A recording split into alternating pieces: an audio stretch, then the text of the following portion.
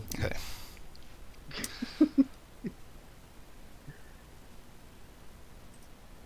Okay, hello everybody. Unfortunately, due to this camera setup and my limited technological ability, this is going to be the way that it is. You're just going to see me in a small screen and James in a large screen. It shouldn't be important, but that's just the way I managed to screw up.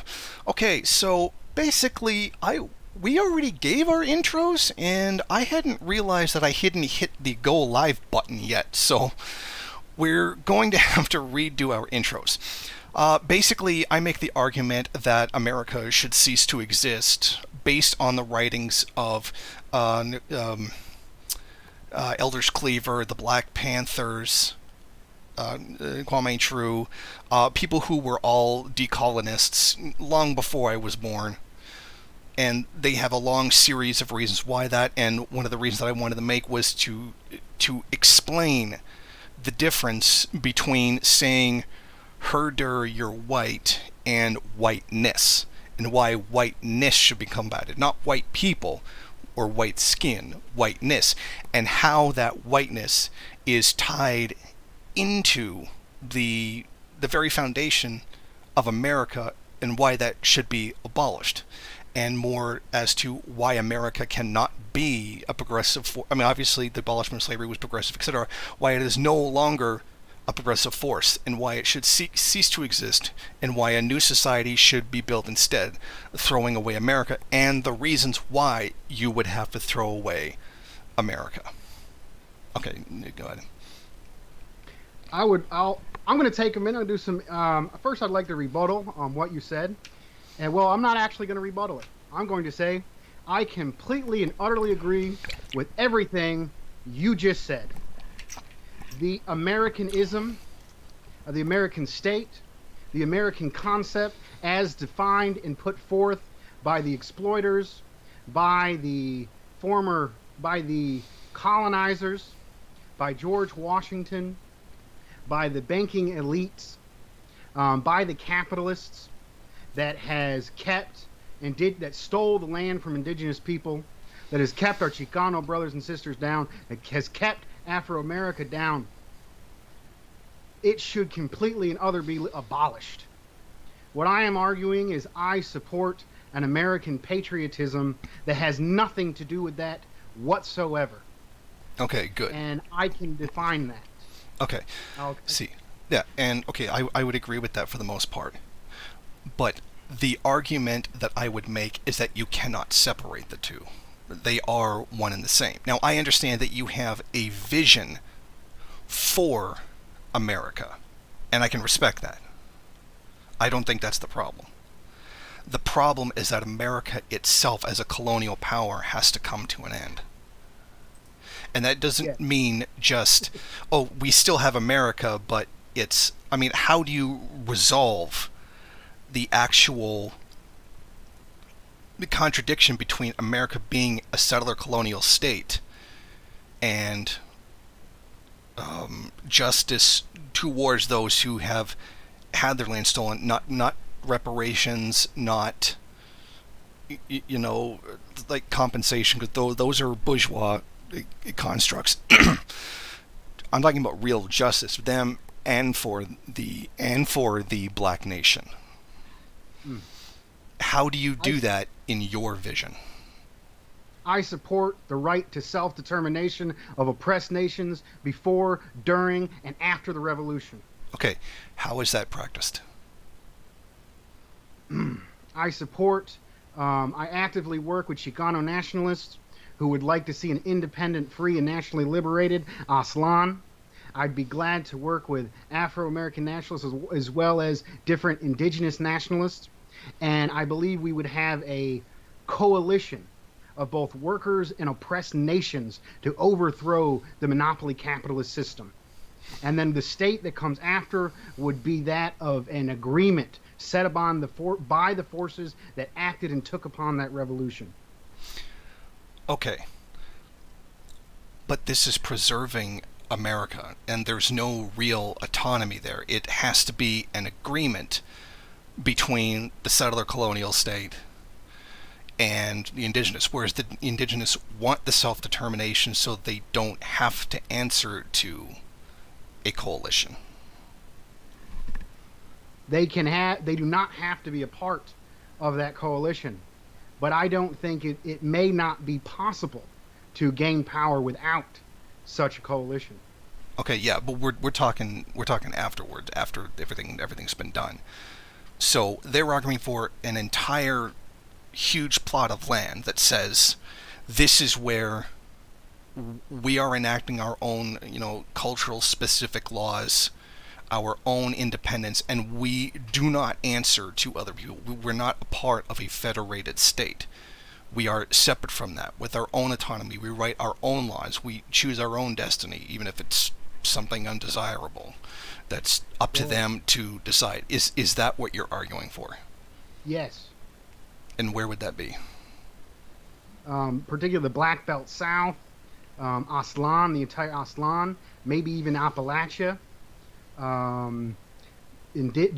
different whole indigenous regions in the Midwest, the entire Dakotas. All of this would be decided upon by the people. Okay. What does any of this have to do with America? I mean, I'm agreeing with you so far. I'm totally agreeing with you. America is known simply as the land and the people. That is a reality. When you go overseas, you go to Cuba, you go anywhere, America is the land and the people that of the monopoly capitalist imperialist government that currently occupies what is known as America, the United States. When I say America, I am simply referring to the multinational proletariat and all the people and the land as it materially exists. To which I would respond, that's not all that it is. It is that. Don't get me wrong, but I'm saying there's a massive amount that's behind that as well. You can't separate America from slavery. You can't separate America from genocide. I mean, this is America. It is a part of it. It's a part of Canada. It's a part of Australia. This is a part of Israel. All the settler colonial nations. This is a part of that. That is what the red, white, and blue has always been. It has always been a symbol of that. I've had a hard time understanding why people would down the Confederate flag for being pro-slavery, etc., but while supporting the red, white, and blue, which stood for the same thing. Fidel Castro once told a a coalition or a group of American communists who were hesitant about sitting under the American flag at an international conference in Cuba, and he said, "That is your flag until you take over your country and decide what it should be." It simply represents the place and the people, and if you give me some time, I would like to show you a historical reference where Comrade Paul Robeson would agree with that statement. Yes, and he did say that. I do remember saying that, but it is your flag until you abolish it, and it still represents all of those things. I would like to read the lyrics to the song "The House I Live In," which was the version sang by Paul Robeson. What is America to me? A name, a map, the flag I see, a certain word, democracy. What is America to me? The house I live in, the friends that I have found, the folks beyond the railroad, and the people all around, the worker and the farmer, the sailor on the sea, the men who built this country. That's America to me. The words of old Abe Lincoln, of Jefferson and Payne, of Washington and Jackson, the task that still remains. The little bridge at Concord where freedom's fight began, our Gettysburg and Midway, the story of Bataan. The house I live in, my neighbors, white and black. The people who just came here or from generations back. The town hall and the soapbox, the torch of liberty. A home for all God's children. That's America to me. The house I live in, the goodness everywhere, a land of wealth and beauty with enough for all to share. A house that we all call freedom, the home of liberty, but especially the people. That's America to me. but especially the people. That's America to me. And I'd like to point out that all of the main lyrics in the middle are in question. It's not asserting that to be true, except until the last statement, where he says, especially the people. That's America to me. And I think that's all I see. I mean, I went to the park this morning with my son, and I saw white folks, and I saw black folks, I saw immigrants, I saw workers and plumbers and nurses, and I see us build up and keep this society running, and I see the culture and the music, and and that is what many people associate with the American flag. And that sentiment of loving your community, loving where you're coming from, loving the uniqueness that is America, can be used to bring forth a new America on new foundations of that respects the rights of all oppressed nations and ends the exploitation of the worker. And how does this invalidate the history of slavery, genocide, and land theft that the country was built upon? It does not whatsoever. See, that's kind of the problem. That's the issue that needs to be solved. Because looking at America, we really don't see that. I mean, maybe you see that, maybe you feel that. And your feelings in that regard are perfectly valid. But that doesn't really reflect the America I've ever seen. And that spirit doesn't really exist because of the social basis of America, and particularly with regards to the tremendously racist system that it exists. I mean, it isn't that way. It is extremely discriminatory. It is racist. It is continuing that same genocide against Native Americans in a, albeit a more, for the lack of a better term, subtle form. It's not subtle at all. It's continuing. I know. I said for the lack of a better term. I didn't know exactly what word was going to fit in there. The problem is... Sorry, I interrupted. No, that's fine. That view of America doesn't challenge the way things are, because in the end, these things are still there, and they're still happening. The idea is, how do we overcome this? What is the basis for that prejudice in which we can unite in order to do that? And I think the problem, and I've read this from a lot of Pan-Africans, a lot of Eldridge Cleaver, as I said before, the Black Panthers, the American Indian movement, all of them. And I was particularly educated on this by the PSFM, the black group in Chicago whose name eludes me right now, and representatives from the Navajo Nation. And I take this position as a correction and an admission of failure on my part when I debated Richard Spencer. When I debated him, I should have been arguing why whiteness was wrong. And this ties into the foundation of America and why that should go. So when I failed in that debate, I didn't exactly lose, but I certainly didn't win. But what I did was learn what I did wrong. And that is the concept of whiteness, something that I did not understand before. The concept of whiteness isn't white skin. It is a perceived value and way of seeing oneself separate from another. This goes into a lot of what you've heard the expression "white people have no culture," because white people as a category don't.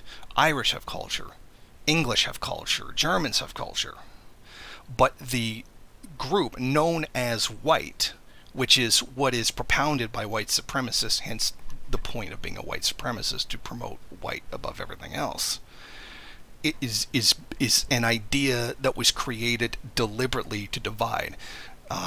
Its origins, obviously, from Europe. We could say that the British really invented the term uh, the white man. It was them who created it, the idea that somehow by being a part of the European continent that you were somehow better than everybody else. I mean, this goes into into the history of colonialism, etc., through India, Africa, and particularly with regards to the New World, and why it was okay that the natives be killed off, why slavery was okay, because of the perception that as white you were superior to others. The identity, I identify as white, is being a part of that whole perception of superiority. And only once we break that, get rid of whiteness, and this is what the Back to Europe movement means. This doesn't mean everybody has to move back to Europe. Decolonization doesn't mean force everybody to move back to Europe. That's not what's being argued for. That's never what has been argued for, but that is a common perception that people have about it. I wouldn't suggest something as stupid as make 300 million people move to another country. I mean, that's an impossibility. This is the part that I do want to get off, but that Caleb Oppen doesn't understand. He thinks it's You're debating me. Yeah, I know that white people are evil. It's not by virtue of having white skin. It is by virtue of supporting whiteness, and that whiteness is a part of the foundation of America. That is what justified the slavery, because they were not white. That's why it justified the genocide against natives, because they were not white. Part of the, and then that leads into the whole Christian supremacy kind of, it's all tied up in there, but I'm speaking specifically to the whiteness, which is why when we say I reject whiteness, I embrace my Sami roots, which are European, and I reject the whiteness that is the basis for racism. So that's why we say that. And what it is, part of the decolonization argument is that the First Nations people say that for them to have their autonomy, who can stay and who can't, their only condition is that you reject whiteness. If you reject the supremacist racist idea, you can stay. And personally, I don't have a problem kicking racists out of the country, but you see what I mean. They're not saying you have to bow to me, acknowledge me as superior, or anything like that. Just reject that whiteness that creates that divide to begin with. I mean, we've seen exactly how powerful Pan-Africanism is. They can do astronomical things. But Can I respond? Yeah, I just want to say, but that's different. That's a Pan-Africa, not a Pan-White. A Pan-White would be different than Pan-Europeanism. Pan-Europeanism is So you're familiar with that? Yes. Okay. So I don't need to go into that. The argument that I make is that in the end, you have to eliminate this concept of whiteness in order to be able to ally with the people that is necessary to ally with, those with the more revolutionary potential. And I would say the black population, out of anybody in the United States, certainly does have the best potential. There's a difference. Don't downplay the Chicano people. I'm not saying that. I'm just saying the ones with the most. I mean, they're rising. Chicano people are rising. Are rising as a force, but the most revolutionary is the black population, because they certainly are the ones willing to express anger the most publicly, not just with the Black Lives Matter, but I mean, like, you remember the LA riots when Rodney King happened. I'm guessing we're about the same age, so you'd probably remember that. And the righteous anger, it wasn't organized, but it was a rightful expression of anger towards the way black people were being treated. And all I'm really saying is that whiteness has to go in order for this to be possible. My understanding is you described white supremacy, and I completely agree that white supremacy... Yeah, white supremacy is whiteness. Oh, then I know it is now. Okay, white supremacy needs to be abolished. And my version of American patriotism is completely devoid of white supremacy. And you asked what was the material basis, and I will lay that out for you. We live under the system, an economic political system of imperialism. And that system is not a primarily a system of race. That system is a system of exploitation of the workers and super exploitation of those of oppressed nations. And white supremacy is simply a superstructural tactic and method of maintaining that imperialist system. In both white workers and oppressed people, it is in their material interests, even if they don't see eye to eye, even if they don't agree on every issue, to fight against that common enemy, which is the monopoly capitalists.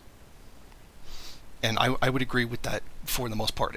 Imperialism is an economic phenomenon that, had history been different, say black and white were reversed, the same sort of thing would have happened, because it's an economic phenomenon, it's not a racial one. It does play off of it.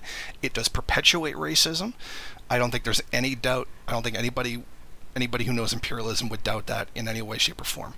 The question is, that whiteness is the foundation of America. And Canada, Australia, New Zealand, not quite Israel. Israel's a little bit different. It's not necessarily a white thing, but for the sake of these settler colonial nations, that is the one that has to go. And this view is how are you going to get there until you reject that? I mean, you're against white supremacy. I believe you when you say that. But what is the root of white supremacy? It's not just an idea. It has a real application. And I think in understanding whiteness, that's when we understand how to dismantle white supremacy. And what the natives are asking for is a dismantling of that. I'm for that. I think, let's see. I think you were being dogmatic and not materialist. And I'll explain it. These aren't insults. This is simply my best reaction to what you're saying. And you're acting as if things never change, people never change, people never evolve. When I say America, I mean the people of all different cultures, nations, expressions, religions, and I mean the land. That is it, and that is all. And those people can create a new system separate and completely devoid of white supremacy. And it would be a new America. And the love of the different communities and cultures and uniqueness, which is this group of people, can be an aid in making that a reality and an inspiration. To which I would answer, I'm not saying things don't change, because obviously, things are not the same as they were when America was founded. And I'm not saying that. White supremacy has remained. It's even changed its forms, changed its manifestations, but its whiteness is still there. But I would answer, your definition of what is America excludes that history, which is still... It doesn't exclude it. It completely... Then why do you not count it as a part of it? Because you just did. It is not a part of the new future. Okay. It is a part of its past. Yes. And it is a part of the current reality. And when we fight against the ruling class, the monopoly capitalists, we will combat it, and we'll need to overcome it to form the coalitions necessary to overthrow the monopoly capitalist state. To which I answer, whiteness is not the source of monopoly capital, and even if you got rid of monopoly capital, it may even still be there. And this is how Nazbols can still exist. I'm not saying you're a Nazbol. I'm saying that this history has to be a direct... Well. Monopoly capitalism pushes white supremacy. Yeah, it pushes it. If it's not the source of it. Or the workers were to take power, a form of race bigotry could still exist, but it wouldn't have the material incentive or material justification to do so. It is a lot easier and cheaper to maintain the form of white supremacy when you give it out in doles. Like, you've got labor aristocracy here, you have the super rich here, but when you form a collective society, it is now in the interests to expand the means of production, to cooperate with other countries. No monopoly capitalism, no imperialism. Okay. But how do you create that collection in the United States without first addressing the racism?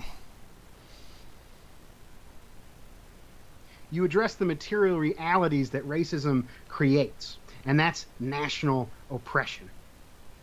And when white and black workers have worked together, Yeah, I they know. had victory. How do you get that to that point where they're working together if you haven't addressed the racism? If you look at Kwame Ture, was given a speech down in the South, and I think he was mostly trying to say, "Y'all white people, leave us alone and go do your own thing." And he said, "You intellectual white communists need to organize white workers." And the first thing you do is you don't go there and tell them about racism. You tell them about their own material exploitation. And when they see their own material exploitation, then they can see that the oppressed nations have it even worse, and that they have a common enemy, and they should work together to overthrow that system and build a new one with respect, brotherhood, and liberation for the oppressed nations and oppressed people. Then why in the last century hasn't that worked? The labor aristocracy. Now, this is part of my opening remarks that I left off. I would like to give a short materialist history run through. Okay. In the 1930s and 40s, where this type of American patriot existed, the patriotism of Langston Hughes, when he said, "Put another S in USA, make it USSA." He advocated a type of American patriotism. William Z. Foster advocated a type of American patriotism. Like I said, Paul Robeson advocated. And this was a time when this was before the birth, the huge growth of the labor aristocracy that took place in the 1950s. And it existed. And what destroyed this was the advent of the labor aristocracy. The Communist Party pushed Roosevelt and organized the people. The American Patriotic Communist Party pushed for unemployment insurance, pushed for some of the pushed for the union movements, built the union in this country, and then Roosevelt saved capitalism and implemented aspects of social democracy right after World War II, when the rest of the world had been destroyed. And that is how you got Leave It to Beaver, the white picket fence, white people living high on the hog at the expense of the entire world and the oppressed nations here. And that is why it did not work. But since then, we have had Reagan, who with the advent of globalization, the global economy, and further automation, as well as the computer revolution, started with Reagan, and then you go into the Clintons, you go into neoliberalism. They have dismantled the labor unions. They have dismantled our social safety networks, and the labor aristocracy is shrinking and dwindling and being destroyed. I've been through 2 economic depressions in my lifetime. First in 2008, now recently in 2001. The material basis of the bought-off labor aristocracy does not exist like it did in the 1950s. The system, the conditions have changed. And that is why we saw, Bernie Sanders, who was a sheepdog and stepped in front of the movement and co-opted it. And we're seeing a intensification of both the class and the national contradictions. You're seeing uprisings like Black Lives Matter. You're seeing part of this, the organic and legitimate parts of this land back movement. I'm seeing more interest in Chicano nationalism. And you're seeing white working class socialists, anti-imperialists, who are ready to fight against the system.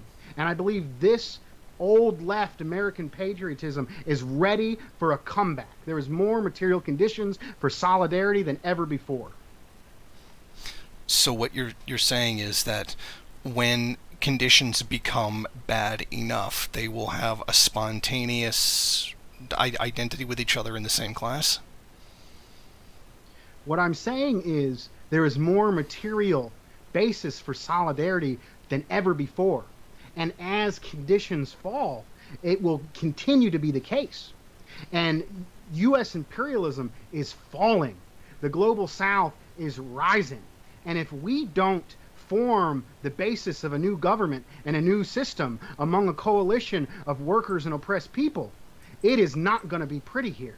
I believe the monopoly capitalists will go down screaming and kicking and just try to destroy us and the entire world as they can. It's up to us to build power now amongst those that can be organized to eventually take power from the monopoly capitalists.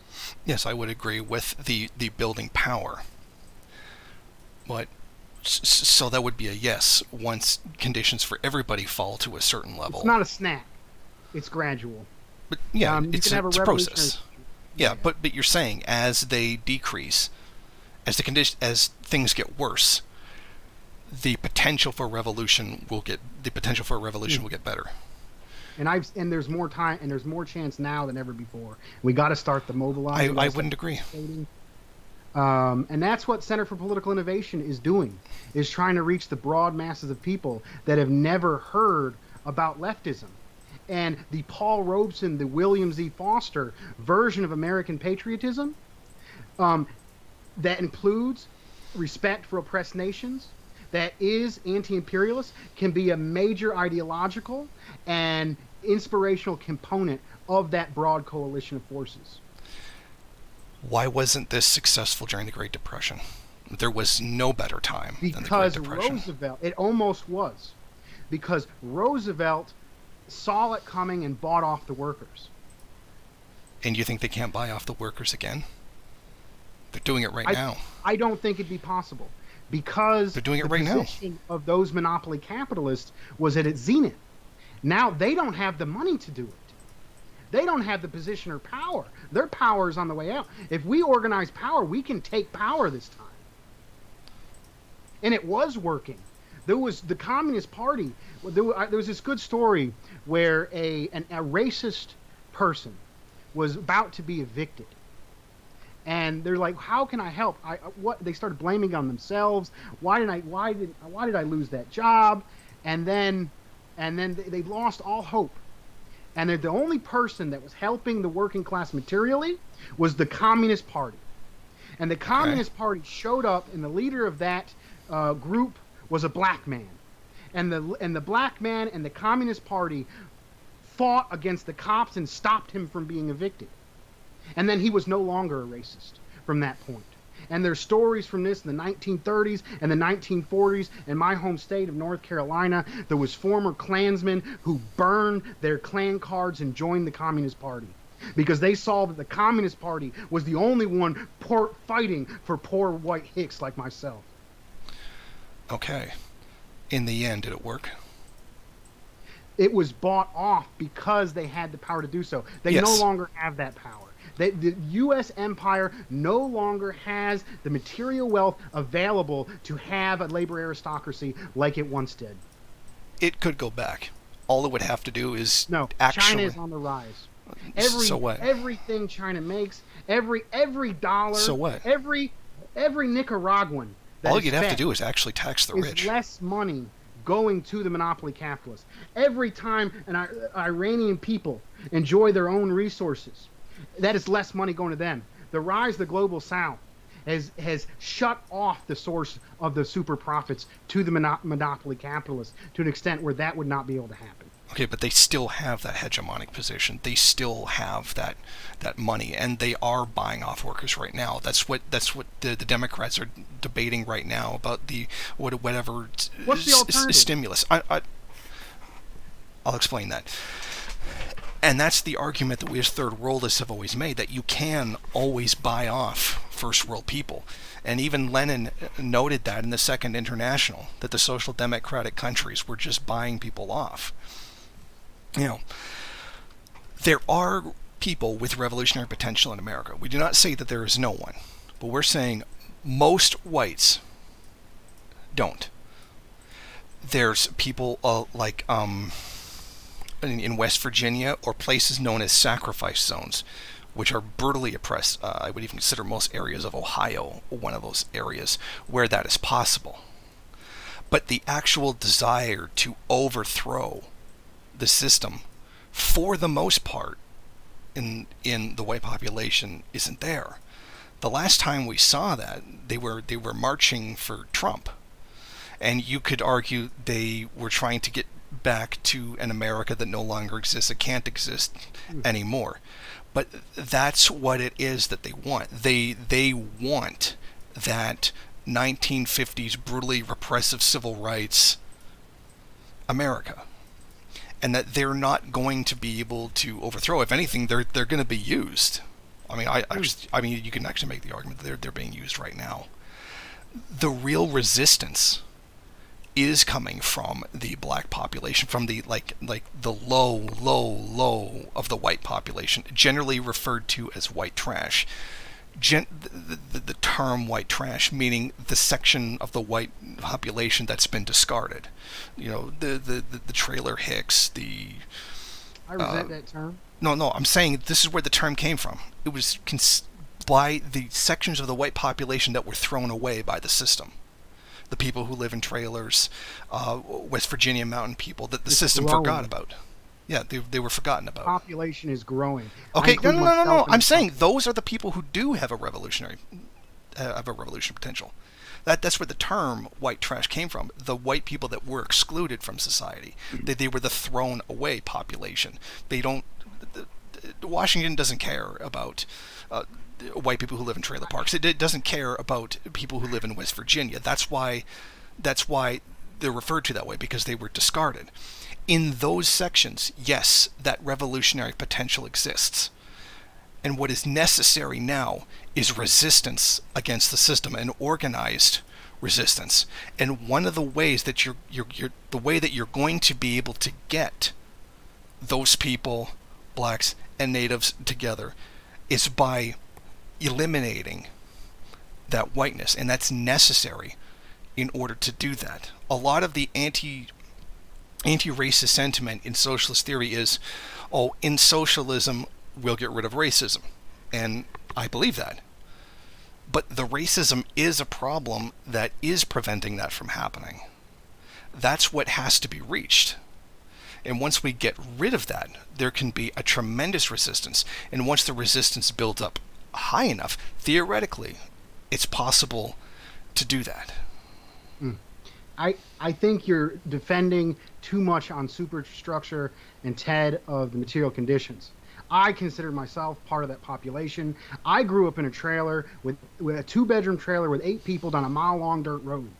The majority of the people I worked with and my jobs were not white. I worked with undocumented workers in the chicken plants.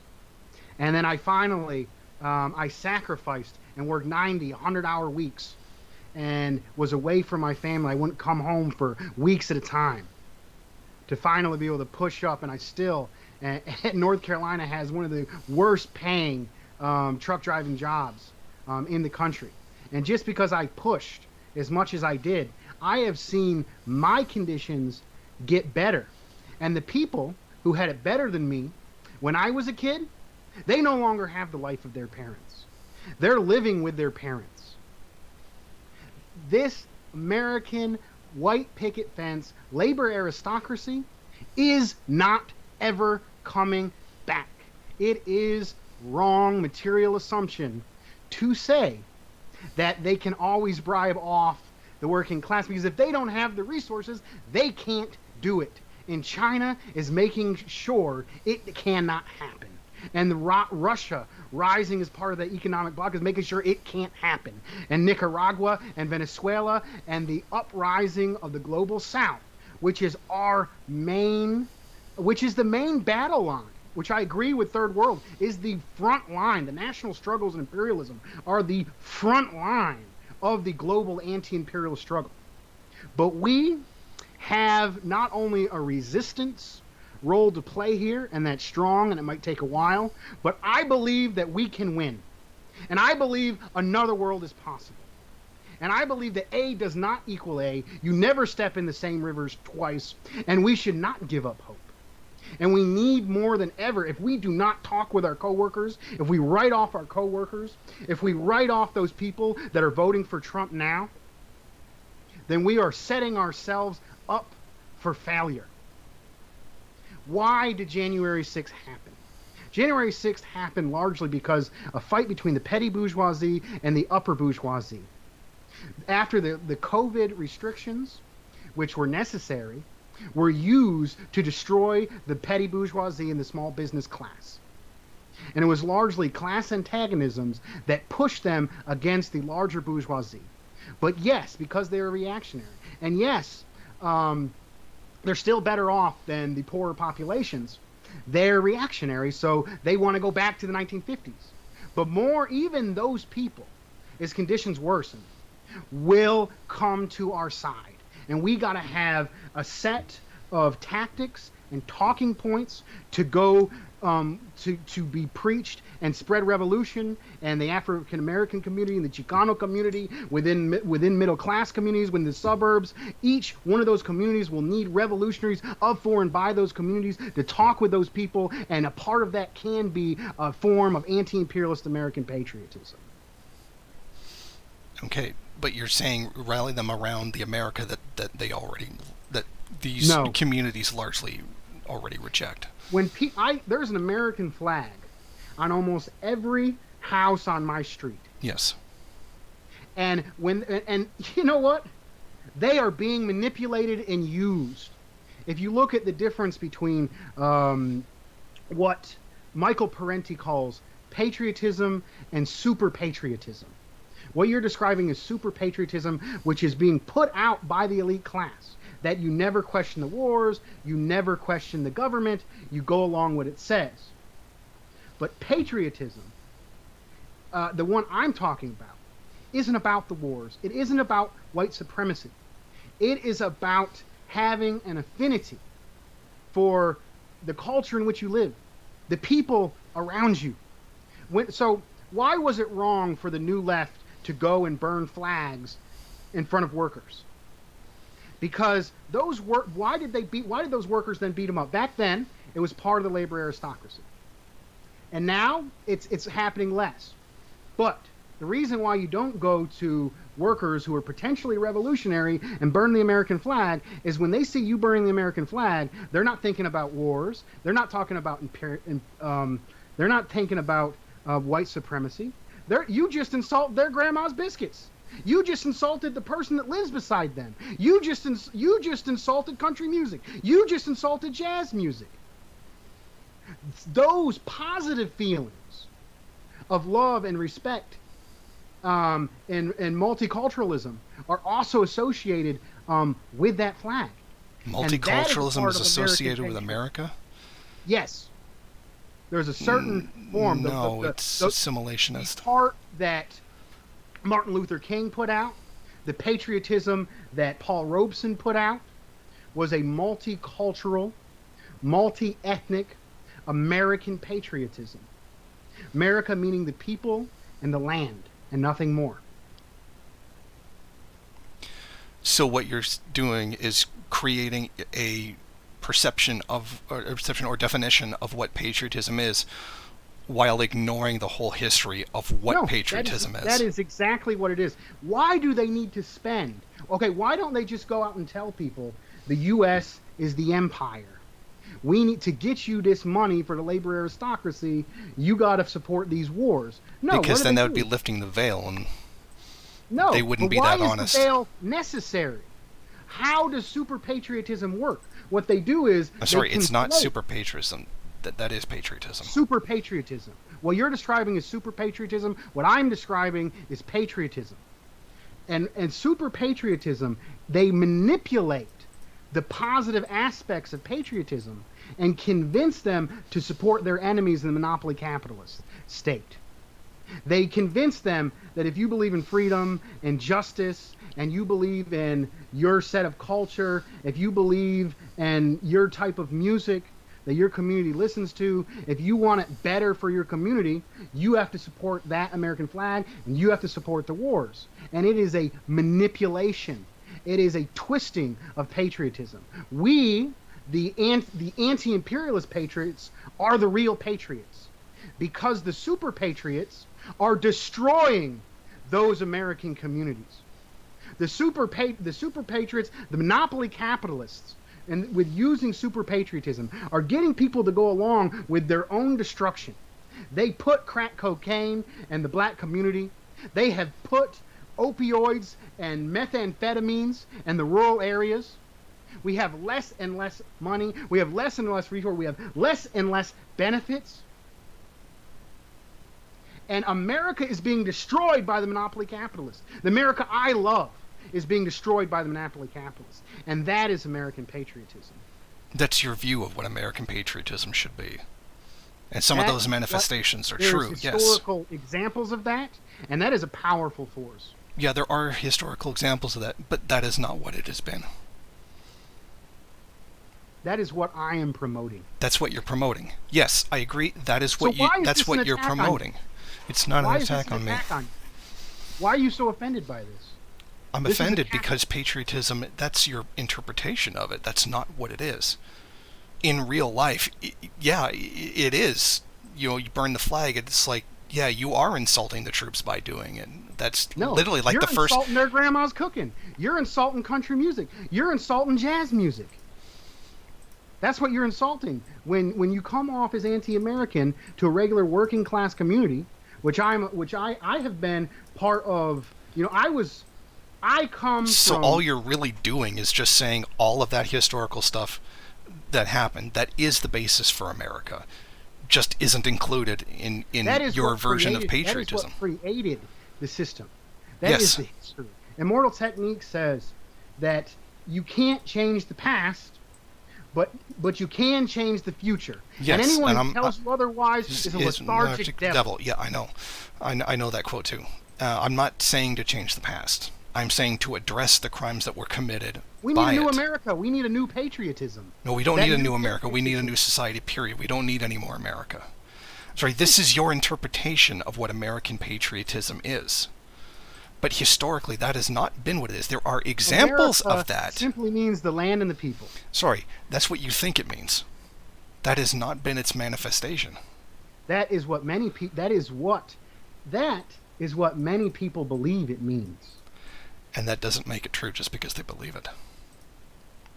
But since they believe it, they will take material actions against the monopoly capitalists to defend it.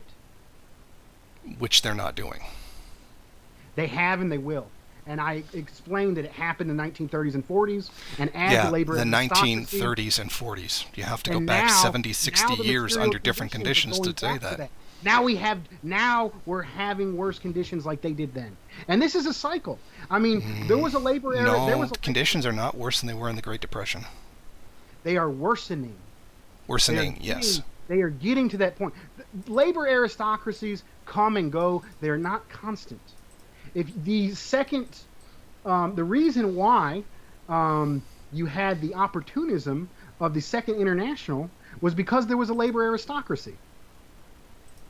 But there wasn't a labor aristocracy in Russia, and a revolution happened there.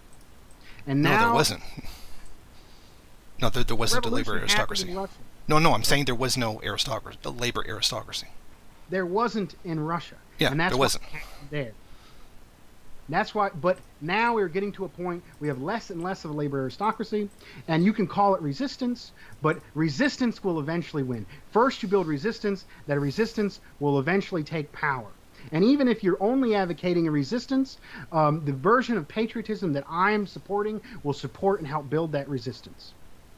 Okay, because now you're kind of pushing third worldist theory, that the first world will only become revolutionary, or will have the necessary class consciousness once it's been deprived of its superior position in the world. and it's happening day by day. I would And argue our that brothers it's. and I sisters don't in the think it's global South anywhere. are I helping. don't think it's anywhere near where you think it is. It is declining. There's no doubt about that. But I So don't think it's at where you so think it there's is. more material basis for resistance than ever before. Yes, and it still doesn't amount to very much within the majority of the white population. So let's do it. Let's get out and mobilize where we can mobilize. Let's get out and get different ideas to different people that will push them against the monopoly capitalists. And we've been hearing that for decades. And it's happening more and more every day. It's happening I more and more talk. among natives and blacks, among the most No, of the white population. I talk with another white worker in a small podunk town just like me who became a communist. Okay. Every day, they come out to me. They reach out to me. They watch my show. Okay. We got a group of folks in a rural town in Texas, Chicano and white, working together, forming solidarity networks. Okay, and where is the resistance being manifested? It's a multiracial, multinational resistance. Where is it? We're seeing this in Chicago. We're seeing it in Texas. It is coming from the poorest parts of the country. And these are not dominated by the Democratic Party. Some places they're not. Well, it get kind of important if some of them are dominated by the Democratic Party. And then they try to buy them off and control them. Yes, the Democratic Party is one of the main obstacles that we have against forming a genuine anti-imperialist resistance. Revolutionary movements and progressive movements go to the Democratic Party to die. And speaking out of the Democratic Party is one of my main standpoints. I openly call Bernie Sanders an imperialist sheepdog that should be shunned as an I agree. I call him the same thing. But the Democratic Party does keep buying off these movements because you can buy them off. They will run out of the resources as their influence declines and their power declines, and it's happening day by day. As an indeterminate point in the future.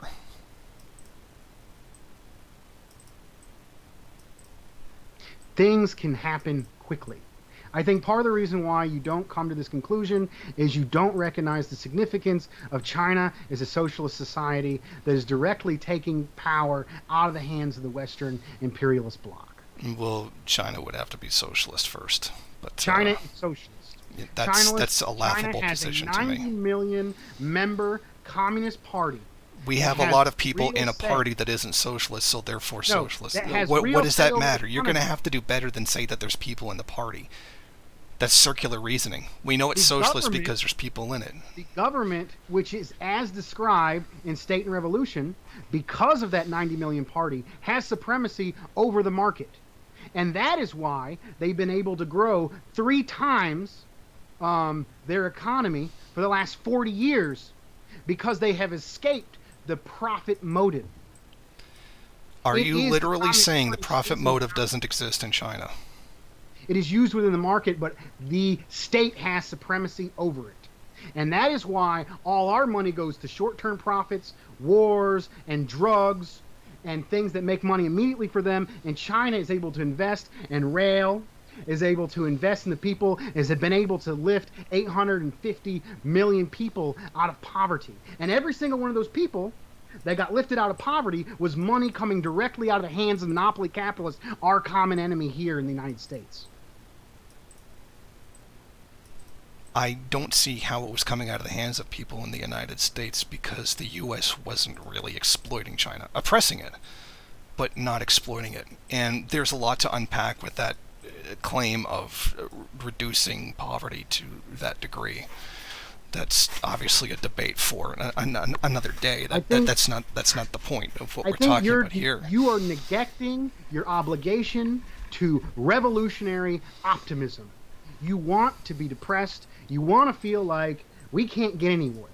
And that is why you say, oh, a portion of the workers will never be revolutionary. That is why you say China is not revolutionary. This has nothing to do with China. But the world says otherwise. No, it is two of the same thing. The revolution in the global South and the revolution in the United States is the international struggle, global struggle against the monopoly capitalist. And as they win, we win. And as we win, they win. So China's predatory loans and whatnot, even military occupation of countries, is that power out of the hands of the Western imperialists and to the hands of a socialist economic bloc that does not practice imperialism, that has win-win trade and cooperation, that is a beacon for the future, that is an example to follow, that is funding Bolivia under Morales had the fastest growing economy in South America, partly because of low interest Chinese loans. Russia is able to be why are they using loans with each other. Why was there, I mean, you could make all kinds of arguments like why was there any interest at all? Cuba gave out interest-free loans. Win-win cooperation. Not all loans are predatory. The way the IMF so when China seizes the only boards, shipping port in a country because they didn't pay their debt, that's not as imperialist as the form we have now. Taking the country's only shipping port isn't imperialist, and owning literally their only means of exporting and importing isn't imperialist. It is not imperialism as described by Lenin, which is monopoly capitalism, because they no longer have monopoly capitalism. Their banks are state-owned banks that have direct control over the 90 million member Communist Party. There are no private banks in China. Is that what you're saying? No, I'm saying the majority of the banks and the main banking force is a state-owned bank that has direct control by the 90 million member Communist Party, and even the private banks. The government can step in at any time and tell them what to do if they're hurting their relationships. And it is in China's material interest, because they're a socialist society, not to practice imperialism. It is in their material interest to No, it actually is in their partners. material interest to do it. No, short term. They can go for the long term. They can raise up their What is the long-term partners. benefit of not being imperialist? Win-win trade. The U.S. is incapable of having win-win trade because they need those short-term profits of monopoly capitalists instantly. China no longer has that problem, and the countries that it trades with, their conditions improve. And as Africa's conditions improve, as Latin America's conditions improve, it weakens and takes money directly out of the hands of the monopoly capitalists of the United States, and as less money they can buy off the labor aristocracy, and it will shrink, and the labor aristocracy here will shrink.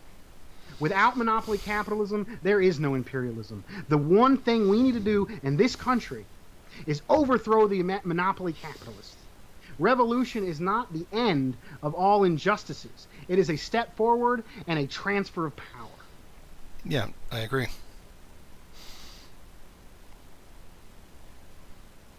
So as China's draining these places of their resources to build themselves up, and then turning around...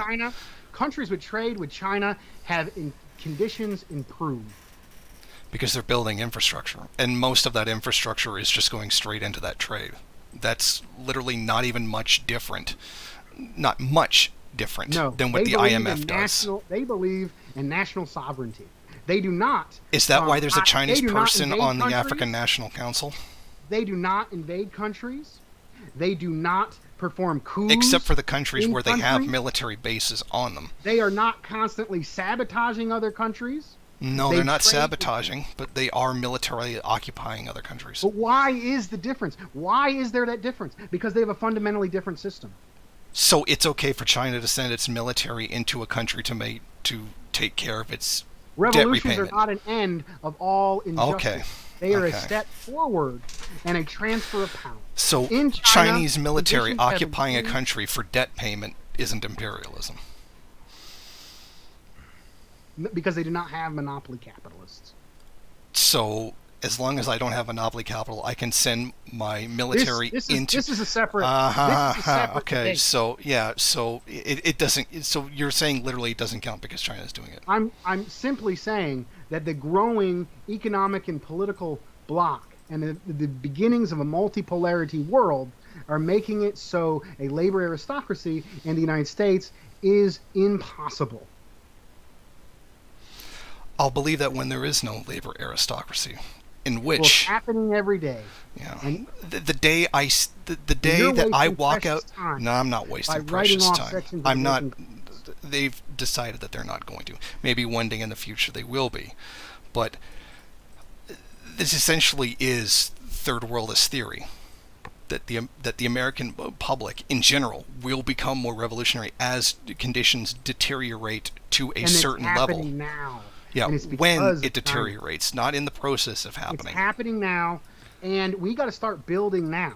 Yeah, they say build now, but they've been building since what, a No, century, and it they've been still hasn't. workers' power the monopoly capitalists have destroyed workers' power in this country because the United States was at the zenith of the global empire and had absolute hegemony for so many years. They had the resource. They like even Europe. This is a I would claim say- that hasn't manifested yet. you didn't let me finish. Because the United States was at the zenith of empire, they had the material resources to keep their position. They needed less and less of a labor aristocracy. And first they did McCarthyism, and they destroyed the communist movement in this country. And then COINTELPRO destroyed the Panthers, and Ronald Reagan destroyed the union movement. We have to build all of that back. We need a mass communist party. We need a mass militant labor union. We need mass revolutionary nationalist organizations. We got to get out there and build, build, build. I agree. Where are they?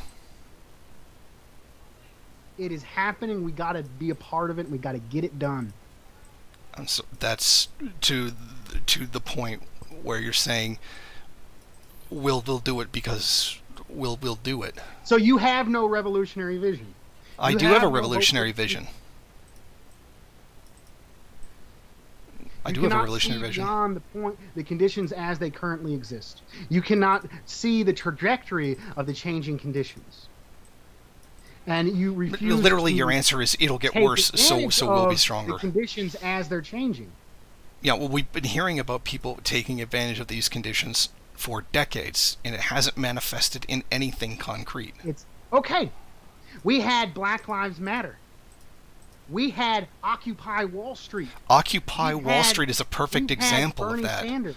Occupy Wall Street was literally just DSA tossed right is into the hands of the growing Democratic Party. DSA is growing more than ever before.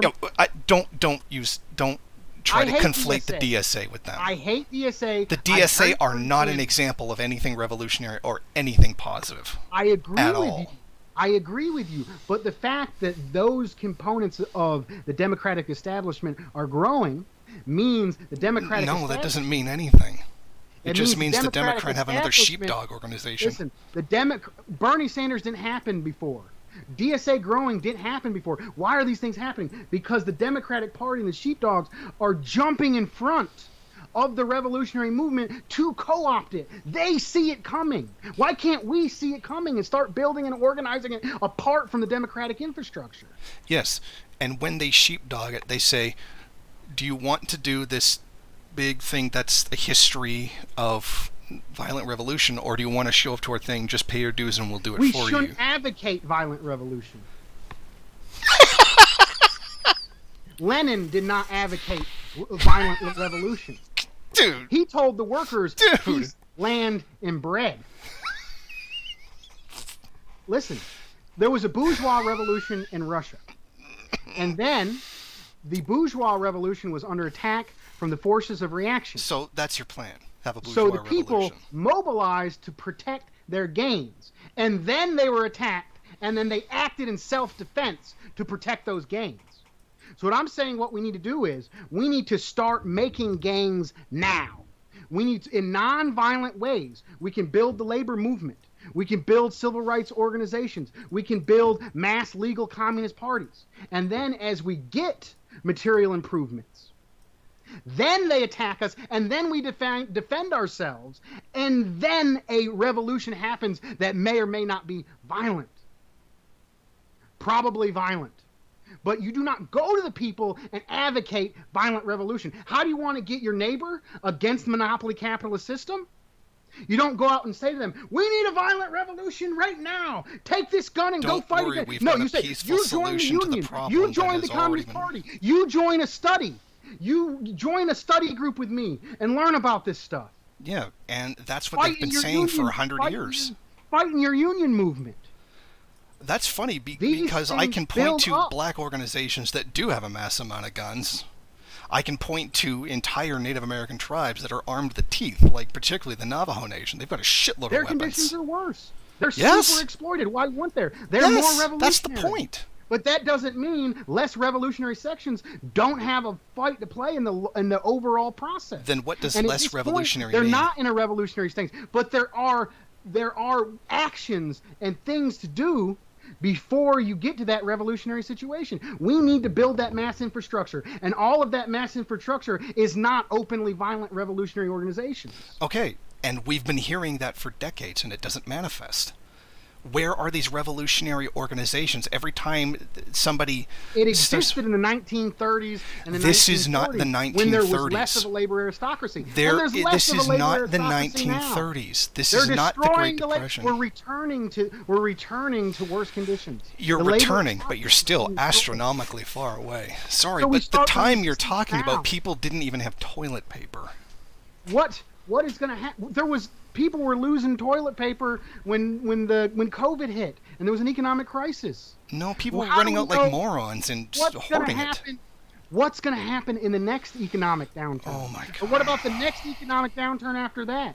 I am seeing things worse. It got worse in 2008. Of course they are getting Worse worse. in 2021. Of course they keep getting worse. I'm not denying that. If conditions change overnight, our tactics change. And if we don't have the revolutionary infrastructure to act, then we won't be able to act. Yeah. We got to act. And I keep saying building that infrastructure is what they've been saying for 100 years. Why is it not working? And you can't just blame everything on the labor aristocracy. Infrastructure has been destroyed. They destroyed our infrastructure, and we need to rebuild it. And now we have the material basis to rebuild it. Okay, I'll believe it when I see it. It's happening every day. It's happening every. They're building. Black Lives Matter was a part of that. Occupy Wall Street. Black Lives Matter. All these really? strikes happening. The West Virginia teacher strike. These are infinitely small compared to what actually needs. And Black Lives Matter is pulled around by George Soros. They are the Paris Commune of the coming socialist American Revolution. That's a bit of an exaggeration, don't you think? Let them eat cake is comparable to low wages. You are neglecting your. I am not neglecting my duty. Optimism. No, that's delusional. That's not optimism. I have optimism that it's going to happen. I just disagree with you on how it's going to happen. That's why I'm arguing to go in a particular direction that I believe is more effective. So let us do what we're doing. I'm not stopping you from doing it. Your good work. I'm not stopping you from doing it. I see you as a fellow working class anti-imperialist comrade. I have great respect for your show.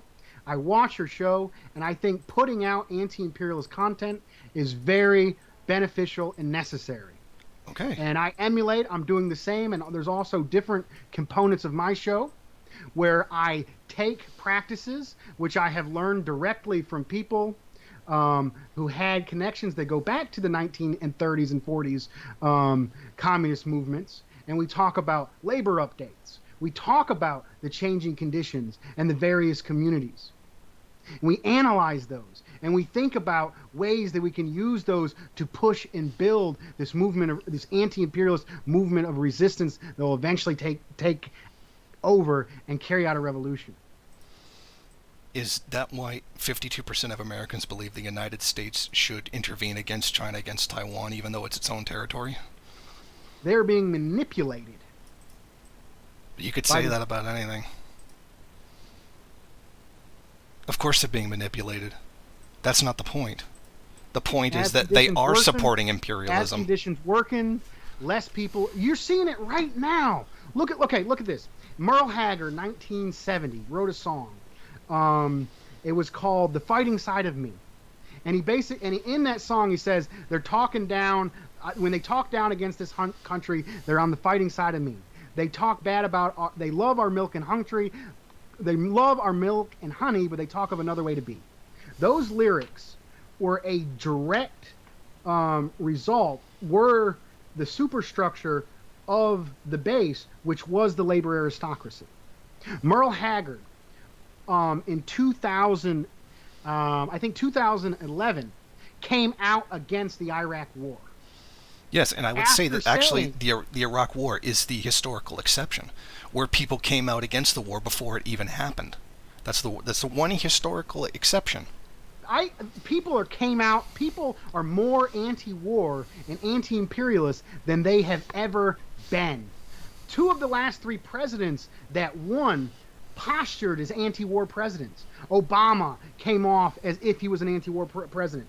Trump said end the wars. He got in an argument with Jeb Bush about how Iraq wasn't a good place to be and how we shouldn't be spending money on these nation building projects. The libertarians, why are you seeing a shift from traditional republicanism to libertarianism? Because libertarianism includes, it's not socialist, it's not revolutionary, but it has an anti-war component. And the reason why you're seeing that is because there's less of a labor aristocracy. More and more people are becoming anti-war. And how many people came out in favor of Palestine recently? More than ever before. Because there is less of a labor aristocracy. And people Palestine's are a different issue. The downfall of the That's of not the empire. U.S. Army doing Palestine. That's Israel doing Palestine. It's them supporting. Oh, definitely. That's not. I'm not questioning that at all. With the average person about the war in Yemen, the war in Afghanistan, everyone will tell you, well, we shouldn't be there. More and more. Sorry, demographics say different. Okay. Let me tell you a story. Is this an anecdotal thing or is it hard evidence? This is both anecdotal and I believe to be evidence as well. Because I've seen it on a mass scale. It's both. When I was in high school, I was the person that was against the wars. And I was openly anti-American as well. And I refused to play the Star-Spangled Banner at the football games with a huge baritone horn. And they do horns up, and I put the horns down. And this was in a military town in the South. Okay. And I experienced discrimination and threats of violence. I was known from your anti-war people. I was known for being against the war, and I faced resistance. You do not know how many people have come to me 5, 10 years later and said, you know what, Dustin? You were right about these wars. They are not good. We should not be involved with them. We need, even the fascist statement, America First, has anti-imperialist sentiments within it. The idea that we shouldn't be over in these countries and we should be developing here. That's actually a communist understanding that we should be doing. And that is the nature of fascism. Fascism was a response to communism. Fascism was an adaptation of certain communist appeals to convince the workers that would support communism to support the repressive fascist state to stop and destroy the communist movement. So as you see a rise in fascism, you alongside see a rise in the communist movement. And we need to be out there and these libertarians and these small communities, these small towns, because they live in their parents' basement and they don't have jobs and they're less likely to support these wars, and they go to libertarianism, and we need to get them before they go on the fascist pipeline. We need to come to them and show them about a mass working class socialism and communism and win these people the side of revolution. Okay, and I'll believe it when I see it. Because I'm sorry, there was no greater anti-war period than the Vietnam War. It's coming back around again. Yeah, we'll see. And I don't think it will for one specific reason. Because of the draft. Once they got rid of the draft, that's not going to happen again. The American people were so adamantly against the war in Vietnam because they were the ones who had to go and do it, which is why I actually support the draft. Okay, so to maintain the poverty draft, this is part of the reason why we don't have health care. It's also because of the multinational state and the proximity of oppressed peoples that we don't have universal health care. And we don't have this, but a big portion of it is this is where they get the majority of the military from to fight the imperialist wars. And they do it by maintaining horrible conditions. And as they need more wars to carry out and become more crazy, and they are going to need more soldiers and need more poverty, and it's going to worsen conditions. And what was one of the movements of the Soviet Revolution? It was peace, land, and bread, because the Russian people were tired of fighting the wars against Turkey and against Asia. And the American people are tired of being the cannon fodder of the monopoly capitalists. And there is growing anti-war sentiments. A growing anti-war sentiment, yes. I definitely do agree that that's there. Because of the worsening conditions. And that's room to mobilize on it. That's room to start building. Okay, but I don't see that materially manifesting in any kind of significant action. So you Occupy Wall Street? Occupy Wall Street was nothing more than a small thing that grew and then completely went into the hands of the Democratic Party. So no, it's not an example. Were you a part of it? I wasn't in the United States. No, but literally, yes. Yes, they went right into the Democratic Party. Let me tell you about Occupy Wall Street. Okay, so they didn't sell out to the Democratic Party. Did they or did they not? Let me tell you about it. It started out as something that was So I'm going to guess that's a yes.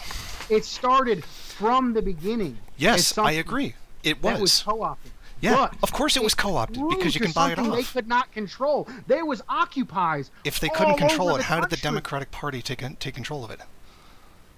They lost control of it. There was Occupy.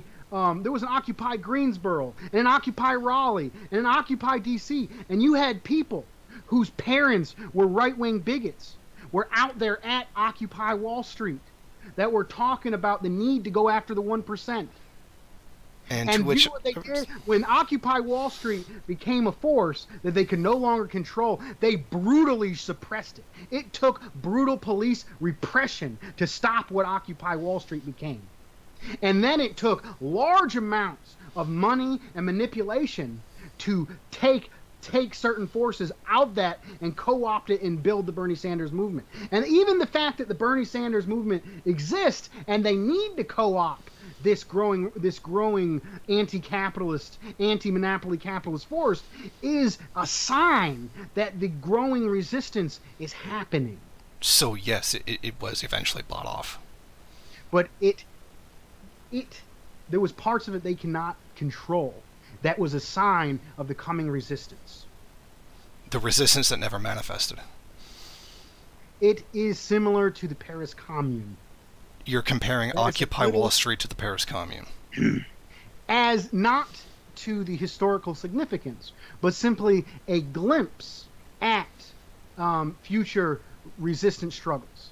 You believe people starving to death, they had nothing to eat, let them eat cake, is comparable to the... I said it corresponded in the way that it was a glimpse of coming resistance.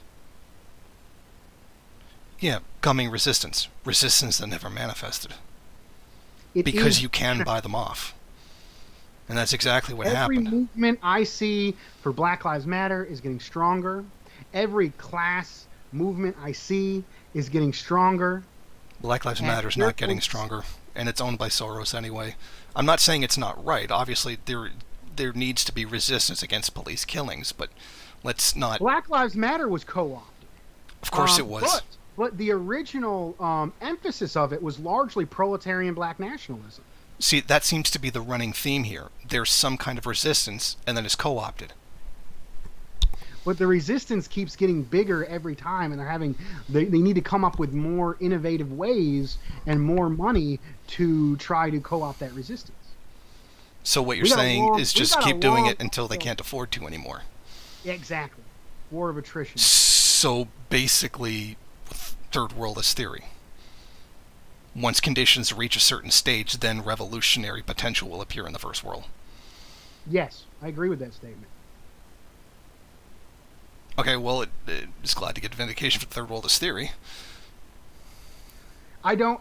I don't think the third world theory is correct Even because though I you don't just believe, verified a huge I part of it. don't believe the Soviet Union was ever imperialists. We're not saying that.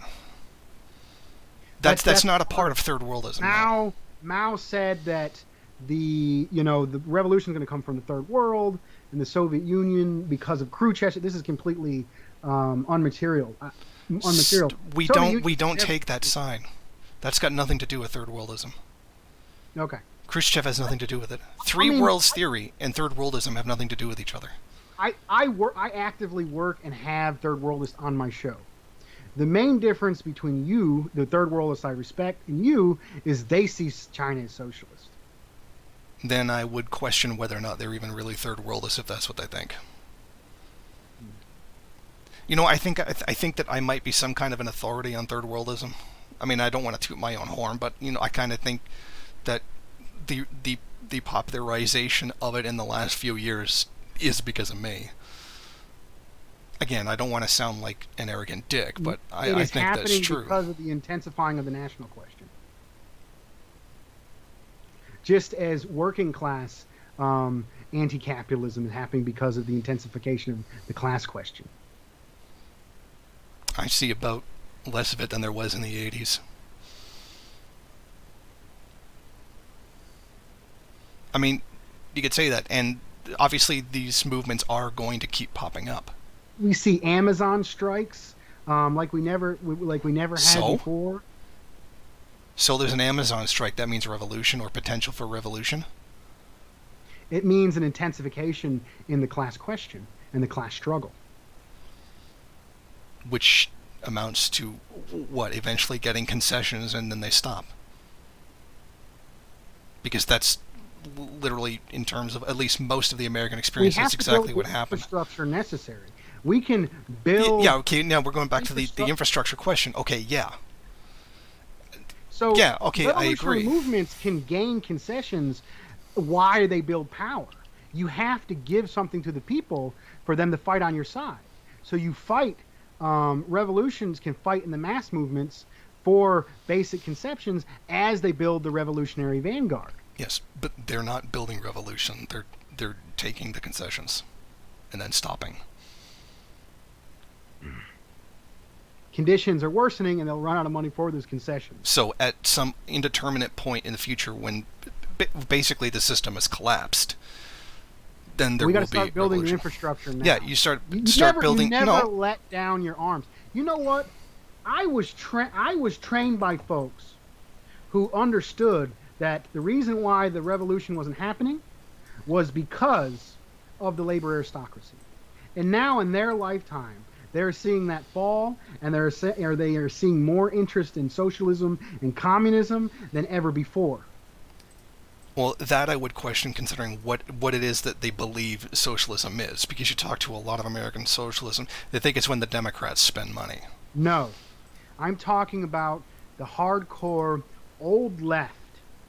People who support and respect Paul Robeson and William Z. Foster. The lingering old left that has been sleeping. It has been in small groups, but has continued to be active in the labor movement and continued to teach scientific socialism to whoever will listen. I am the product of that lingering legacy.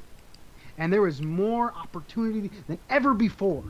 They would kill to be in my shoes, to have the opportunity I do to organize and teach and spread a socialist message. And again, you think it's better than the Great Depression? I didn't say that. Worse than did. You said it was the best.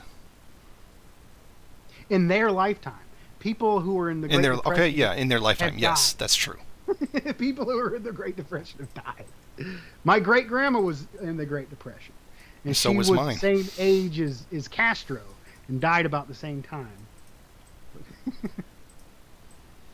Okay, but these are all things that you claim you're going to do that historically It's have happening. not worked. It's Okay, yeah, happening. you say it's happening. More people are showing interest in socialism, anti-capitalism, and being anti-war than ever before. And I And heard we need that to after get boots on the Occupy Wall ground, Street, too. and it was. And Occupy where Wall is Street it? was a huge step forward. So The what's going to be different this revolutionary time? movements come in ebbs and flows. It ebbs and flows. History is a spiral, not a linear line. Yes, I know. What's going to be different this time? The material conditions are changing, and the contradictions that push history forward are intensifying. So the Democratic Party will not be able to co-opt it.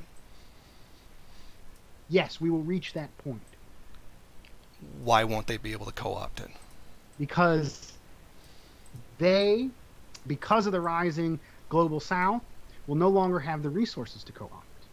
They will always have the resources. They had the resources No, before, and they they'll have have the less. resources after. They are on the American imperialism. Imperialism, led by American imperialism or U.S. imperialism, is in decline. We are in the decaying, declining empire. They have less power than they've ever had. They have less influence than they've ever had. If you look at a map of number one trading partners, the United States was almost the vast majority of the world Yes. only 20, 30 years ago. And now China is the main trading partner of all those countries. And all those countries, because they're dealing with China, are getting better deals and raising out of poverty and taking money directly out of the hands of the Western imperialists. That is how empire is declining. They can no longer super exploit as many people as they did before. Therefore, they're becoming weaker.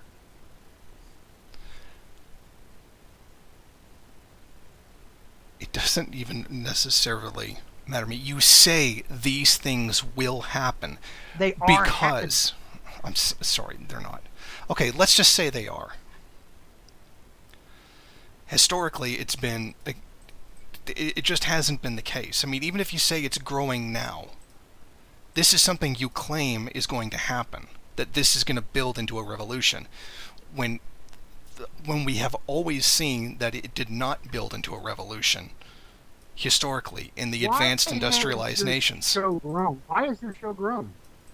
The majority of the people that watch your show are in the first world. Yes. Why have you grown in subscribers?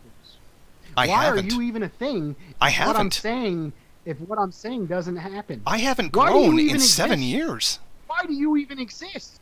If the phenomenon that I'm describing, that more people are becoming interested in anti-imperialism, why do you even exist? Actually, I started it because You are I think. part of the phenomenon Can I answer that? that I am describing. Can I answer that? You are an anti-imperialist So I can't answer that. worker and an oppressor, So I can't answer that. oppressor nation. Oh, okay. And you're anti-imperialist. Oh, go ahead. Sorry. You are part of the phenomenon I am describing. I did it because I got tired of the way the mainstream media was promoting things. And if you check my views, I haven't changed in almost 7 years. And in fact, I've actually gotten less than I used to in 2011. So I've actually declined a great deal. Well, maybe your stuff has grown stale. But my point that anti-imperialism, anti-capitalism is more popular now than ever before. Will you agree with that statement? It is more popular than any time before since the 1940s and 50s. I would say not since the 1960s. It's more than But the since the 1960s 1960s. was different. The 1960s was different. And in 1968, it was the height of the labor aristocracy. The New Left had no mass working class base. I think maybe an exception with the Panthers and the Chicano Nationalists. Yeah. And here there. But The compared to the 1930s and 40s, they did not have the 1930s and 40s Communist Party had millions of members. Well, They you were really a want to go into mass- the CPUSA. I mean, They were mass working class organization. The New Left was largely a petty bourgeois intellectuals who worked in the university scene and applied to people on the basis of being anti-war out of morality and out of efficiency for empire and out of efficiency for imperialism itself. What's happening now, what's reemerging now, has a different class character. You are seeing more and more working class communists than ever before. And I would argue so you work in retail.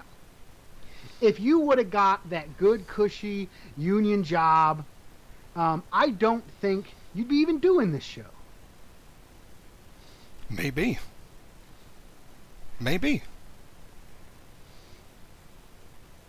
There's the material conditions go into a lot of it. All over. There's thousands. There's me. There's you. We are a growing working class anti-imperialist movement. And that's all I've ever asked out of the American people, was to be anti-imperialist. I couldn't give a shit. My show is...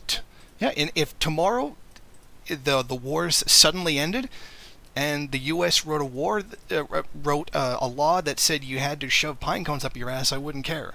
As long as the wars are over. That's all I really care about. I have named my show Anti-Imperialist America because we are the people in the United States that are becoming anti-imperialists and defying the monopoly capitalist system that will eventually overthrow it. And I've been here a long time. In fact, I've been doing this almost longer than anyone else.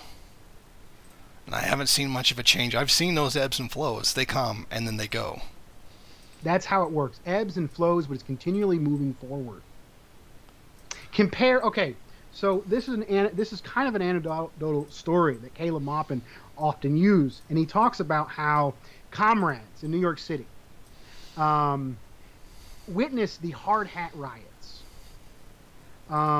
Nixon, before the advent of further globalization, destruction of the union movement, used a portion of the labor aristocracy to support reactionary views.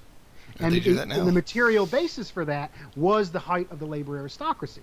So you had construction workers, people in hard hats, beating up anti-war activists. And a lot of these anti-war activists were communists, that trained Caleb and worked with Caleb.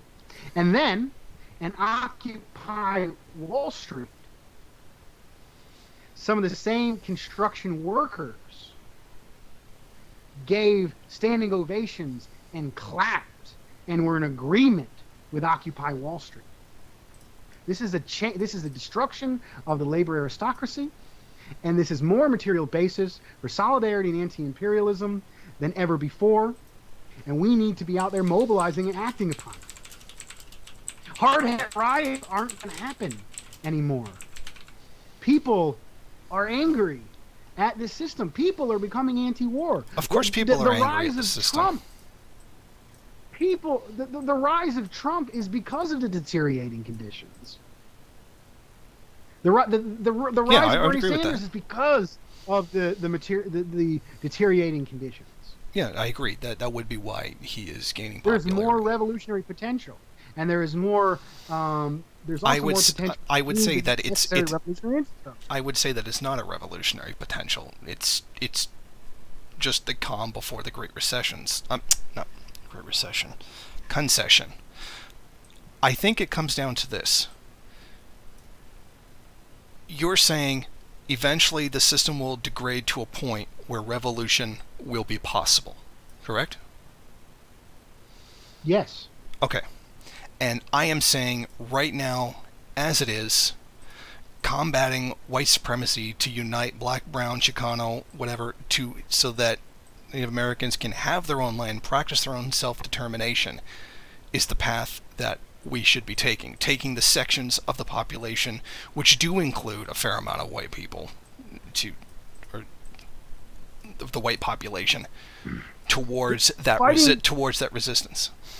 Fighting white supremacy is a major issue, but at the end of the day, that's superstructure, and I believe we need to focus on the material. I would largely disagree. I think that while it is superstructure, yes, It's a bigger obstacle than you think it is. We need to organize along both lines of national oppression and lines of class struggle. And both of those movements are materially opposed and have incentive to fight against the monopoly capitalist, which is the main enemy and the main source of the power in the system as it is. There's not a one superstructure cultural element that's the main enemy.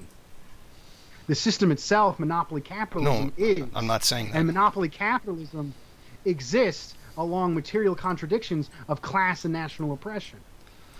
You organize along the material conditions to build the power necessary, come into conflict with the main ruling class, which is the monopoly capitalists. You're focusing too much on social issues instead of the material basis. Except that the closest thing to a revolutionary party the U.S. ever had was the Black Panthers. I would argue that the mass communist party was more powerful and effective. When? In the 1930s and 40s, they were able to fight and get those concessions. If they wouldn't have had the power necessary to threaten capitalism, they wouldn't have even gotten those concessions. We didn't even get concessions. I mean, no, I love the Black Panthers. They are the most revolutionary thing that has happened when the labor aristocracy was there. I believe it was mostly a cultural crisis rather than an economic one. Even there, one of the groups in the Rainbow Coalition was the Young Patriots, who advocated a form of anti-imperialist patriotism, who, in their own economic interest, worked alongside the Black Panthers. I would be very interested to see this interpretation of patriotism out-patriot the right wing. As it stands right now, patriotism is pretty much monopolized by the right. The right wing is the force in power. We're the revolutionary force. We're the kernel. We're gonna be smaller in the beginning. Yeah. We are the up and coming force, and they are the old and dying. The coming force. And like I say, given the history of the way these things have always proceeded in the advanced countries, I'll believe it when I see it. I think we're going in circles. No, I agree that you're making all of these claims, which historically, not just in America, but in the imperialist core countries itself, have not panned out. If you can do it, you gave me examples of a few ebbs and flows from history, but nothing that has done examples of a trajectory. Yeah, of a trajectory that keeps going back, but you've not shown that it actually does work. No advanced country has done that. You keep saying it's going to be like this when it gets to this. Okay. That is changing. I'll believe it when I see it. A multipolar world has never existed. A multipolar world has never existed since the advent of Western imperialism. It's been the main dominant force. I don't know what you think World War I was about. That was a multipolar world. Both of those were Western imperialist powers. Now we have a rising and they were socialist bloc. We have a socialist country leading the main economic bloc that's resisting it. Oh, okay. Let me need to get back into this again. China isn't leading anything but its own pockets. They've lifted 850 million people out of poverty. Every country they do business with, which is with questionable, has their conditions improve. Aside from redefining what poverty is. China literally just changed the definition of what poverty is. Go to any tourist area and you see more Chinese people than ever before. Okay, I'm not disagreeing with that. Look at the way the American people were 100 years ago. Look at them now. America has lifted 300 million people out of poverty. There's a growing middle class in China because of the... That's your first mistake. Why is there a middle? You're building a labor aristocracy of a socialist system. You're building a labor aristocracy. Why are you creating more classes? Communism is supposed to be getting rid of classes, not making more of them. So the main priority of socialism is to expand the productive forces, to eliminate scarcity. And then only when you eliminate scarcity can you get rid of the classes in the state. And that is achieved by creating a middle class, a labor aristocracy. Oh shit! Hold on, Press TV's calling me. Okay, yeah, by creating a middle class. Like, I can literally show you by improving the conditions of the people. So I can show you the chart where inequality in the Soviet Union went straight down, except in the case of the Second World War, and continued to do so until the economic reforms. So they were wrong. Their system was stale. It eventually collapsed. They had problems. The Soviet Union. The Soviet Union didn't economically collapse. It politically collapsed. It became stale. They know by revisionists taking over. They lost the growth that they were able to have. No, because there's was able to expand and grow because it was more flexible. Yeah, and able to expand in other people's countries as well. No, expand a larger economic block that is causing polarity against the global South, led by China, against the Western imperialists. Of course, China expanded further as it has a larger population.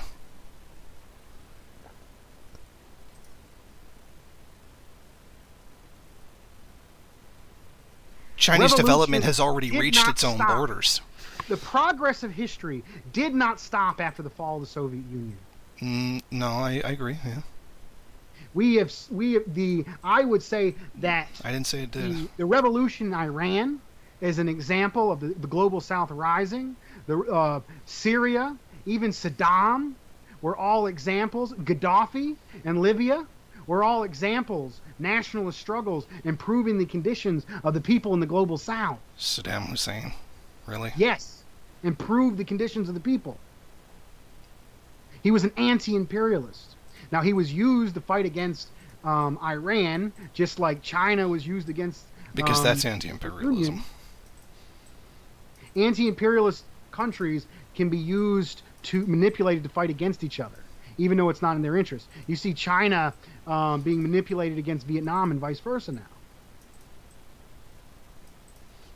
I don't think China's being manipulated to fight against Vietnam. But you certainly see... the U.S. trying to make inroads in Vietnam to use them as a pawn against the Chinese. I would agree with that.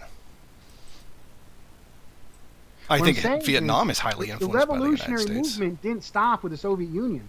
All these nationalist struggles were part of the global class struggle. Yes. And anytime you improve the conditions of the global South, you're taking money directly out of the hands of the monopoly capitalists here. So really your argument is we have more revolutionary potential than ever before because China. Because of China and the rising global South. No, really because of China. I mean, if you're talking about economically, then yeah, it's pretty much all China. China is one of the main forces, but they are the main force within a larger anti-imperialist economic bloc. Iran trades with China. Venezuela trades with China. Bolivia trades with China. What choice do they have?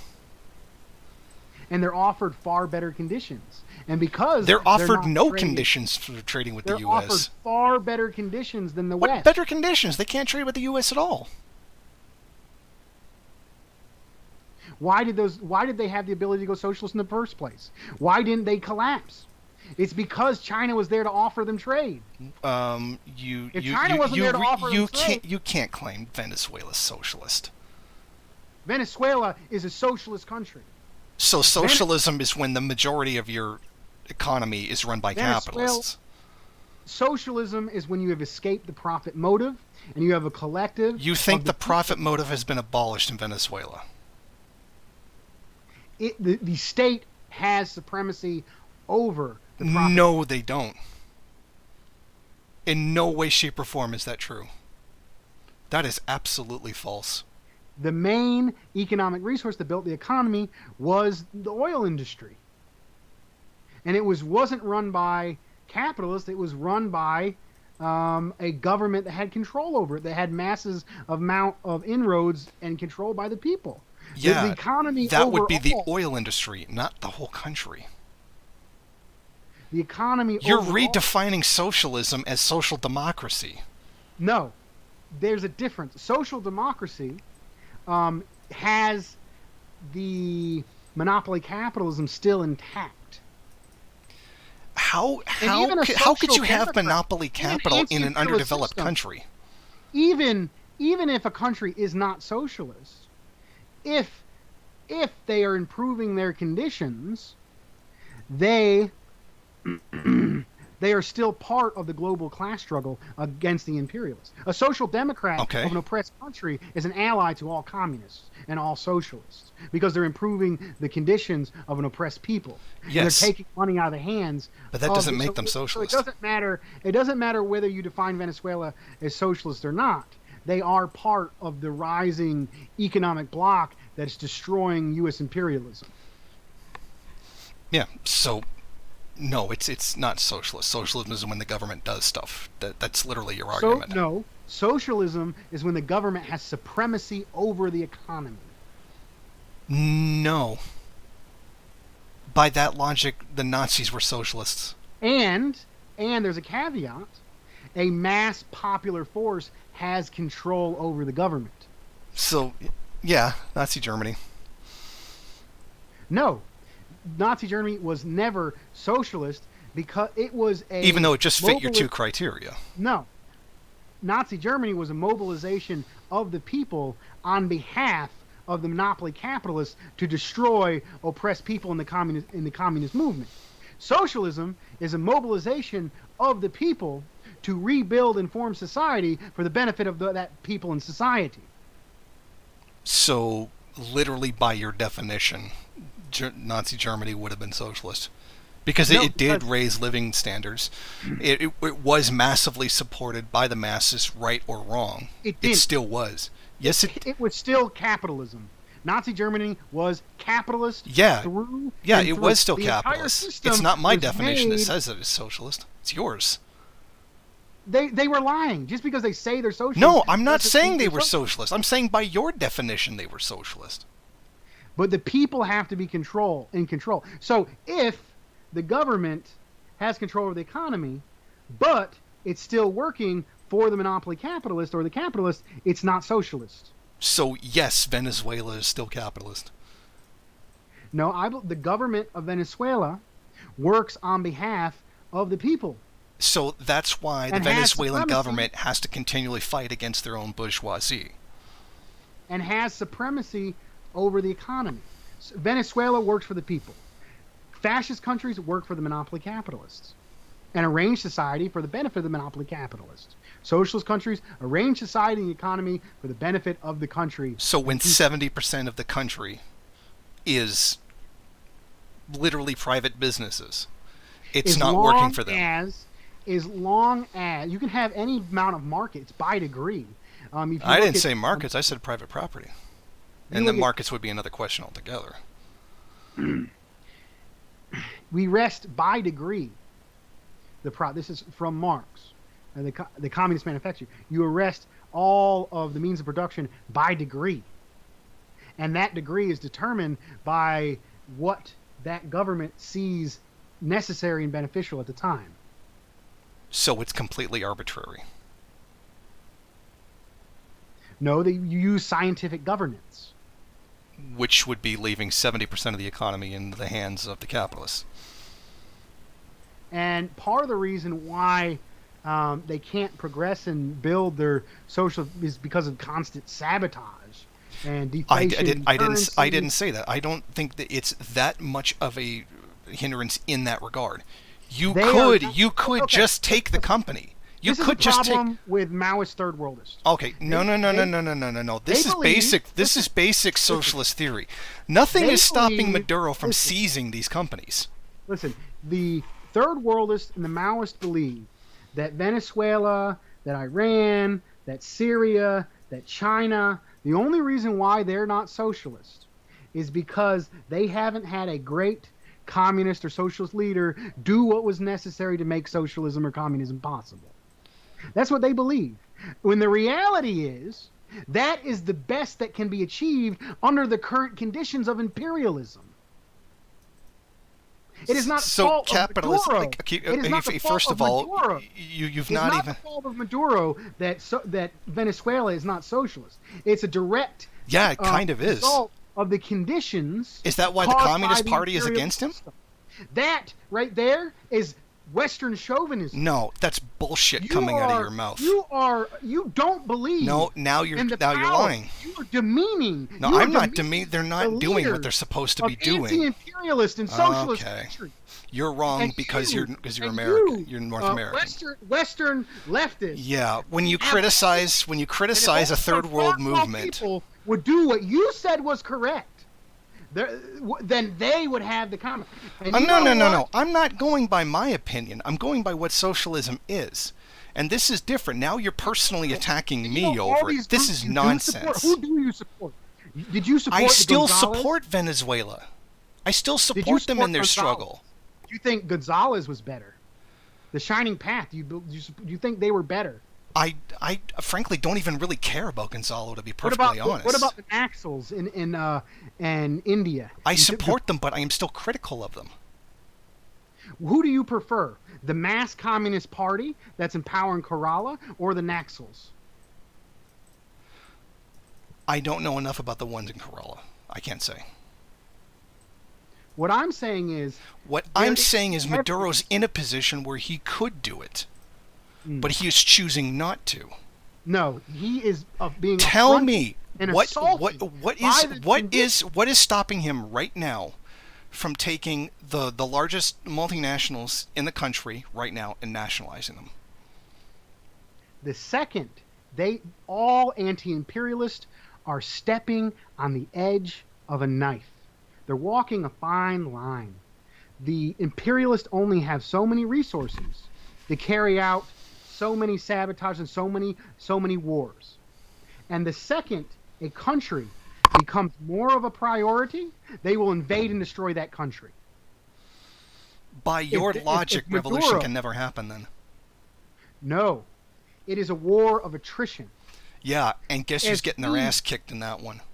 No, as we fight against the monopoly capitalist here, the Venezuelans fight against the monopolies there. It's not just the labor. Imperialism isn't just the labor aristocracy. No kidding, I wouldn't say it is. Imperialism has the money to buy off the bourgeoisies of capitalist countries. Imperialism. Why do you have a bourgeoisie if you're socialist? If they are in the way, then get rid of them. Because if you do that, then that country will be invaded and destroyed. Okay, so basically socialism is when you get to a point where you nationalize some stuff and then stop. No, because the U.S. just will invade. as- By that logic, anytime you go socialist, you will be invaded. No, just as That literally the argument you just made. listen, just as in conditions fall here, and we build the infrastructure necessary to eventually take power, those anti-imperialist governments are the building of that infrastructure necessary. They are the global class struggle. I would And agree. each one of them, locked arms in arms, is slowly taking money out of the hands of the monopoly capitalists and destroying them. And Maduro's doing that by taking IMF loans. That is because they're in a point of desperation. Because Why aren't they of taking money from sabotage China then? and Because food. China's socialist. They work with who they can. They're Socialism doing is a when you fine take line. money from the IMF. Okay. No. Okay. A socialist country can still be socialist and take money from the IMF because they're put in such horrible conditions because of imperialism. The Then reason why don't you take them from Vietnam- China? If China's so socialist in helping them, then take the money from China instead. And that's increasingly happening all over the world. So so basically your argument, so if that's the case, and if China was socialist, they'd be giving them enough loans. Why would you be going to the IMF at all? There is no good that can come out of that. And that has been the shift that has been happening in the last 30, 40 years. So that's why Maduro's doing it. It's happening slowly but surely. You know, if if they don't take that line, they could lose. Like right now, Venezuela is in a crunch. Then borrow money from China. Listen, they get a lot of their food. They never really developed past being a monoculture economy. And that's a criticism that I would have of Chavez, that he didn't move past that. But it was the material conditions. And, there could be some fault there himself, but it's primarily because of the conditions and the sabotage by the United States that's keeping them in those positions. I think you are pessimist. I'm not a pessimist. I'm describing the situation. You do not give the global South anti-imperialist governments enough credit. And they are the ones. That's completely fraudulent. They're the one. Okay, that's nonsense. That's absolutely nonsense. I am more of a third worldist than you because I understand. Okay, that's nonsense. Maduro. I'm the one who says that revolution has to come from the third world, and you're the one saying it's going to come from America, but you're the third worldist? No. You're just getting mad at me because I don't agree with you that Venezuela's socialist. That's why you just started attacking me personally. The revolution is being led by the third world, but we have Of course it is. Role to play here, and eventually we'll take power. Of course it is. So how does that make you a better third worldist? Because I support Maduro, and I do support Maduro. But I support him more. Oh, well, I support him more, so I win. Okay, what the fuck? This is the same because thing. I'm critical. I support him. China. I support him. I'm critical of him. This is the same thing. I support China's right to self-determination, but that doesn't make them immune to. You are ultra left. Ultra left. Here we go. You put too many. Hi, mopping. You put too many dictations Right, you don't. The word ultra left doesn't even have a meaning anymore. It's like the word tanky. It doesn't mean anything anymore. It's been completely destroyed by people like you. Everyone who disagrees with me is ultra left. Anybody who actually follows what is supposed to be is ultra left. Forward. Regardless of the name that you put on. And someday, and I'm sure someday you'll do it. Because of the anti-imperialist bloc. Because of Vietnam, because of Maduro, because I agree they're part of the anti-imperialist bloc. But just because you're a part of the anti-imperialist bloc does not make you socialist. It is in their material interest. Yes, it is. In socialist interest because socialism is a more advanced and superior economy. Of course it is. And that is why the Soviet Union was able to grow so quickly. Yes. And that is why China has been growing so quickly for the last 30 or 40 years. It's been growing so quickly because it's had state-directed investment. Because of socialism. Yeah, that doesn't define socialism. They have the ability to have direct state investment is because they have a 90 million member Communist Party that dictates the economy. You think the average Chinese person in the street dictates the economy?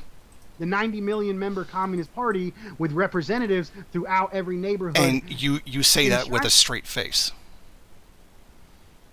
And yes, you don't think that's circular reasoning at all. If you compare China to the United States, there is far more democracy in the Chinese Communist Party than there is in the Republican or Democratic Party. The masses of people have real say not only over the government but over the economy. Give me one example of this. Give me one example where people in the regular China had any influence over the economic direction. You know how you know they have influence over the government? Because the government has been working in their material interest. Because they have lifted 850 million people out of poverty.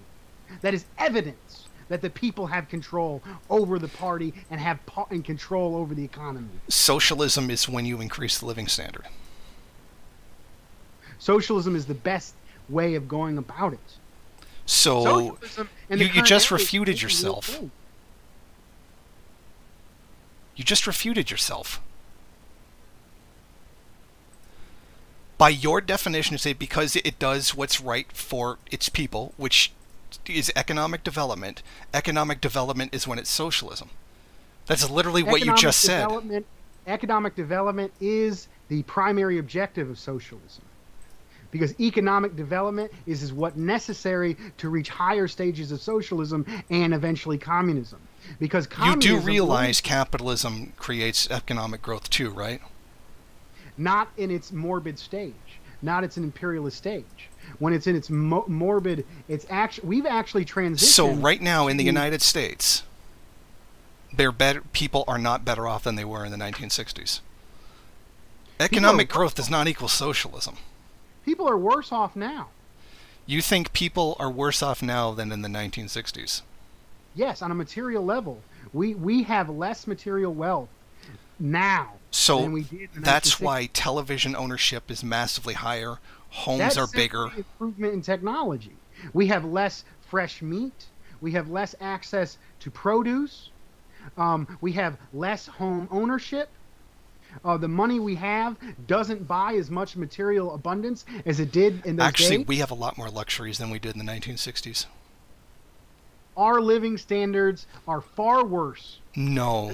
The pinnacle of living standards in the United States was 1968, and it has been decreasing ever since.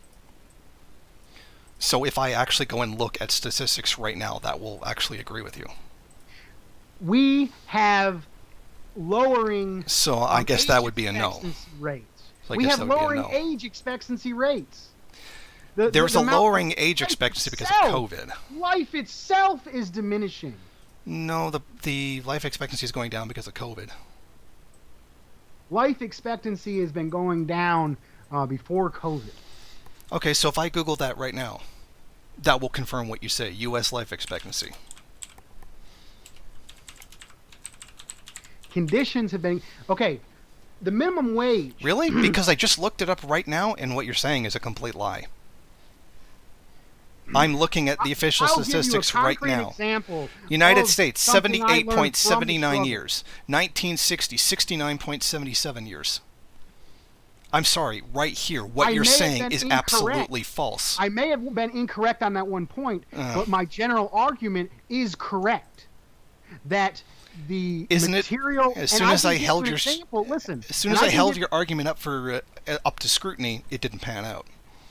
I used it. I just because I use one incorrect example. Okay, doesn't give me another refute one. the entire. Here's.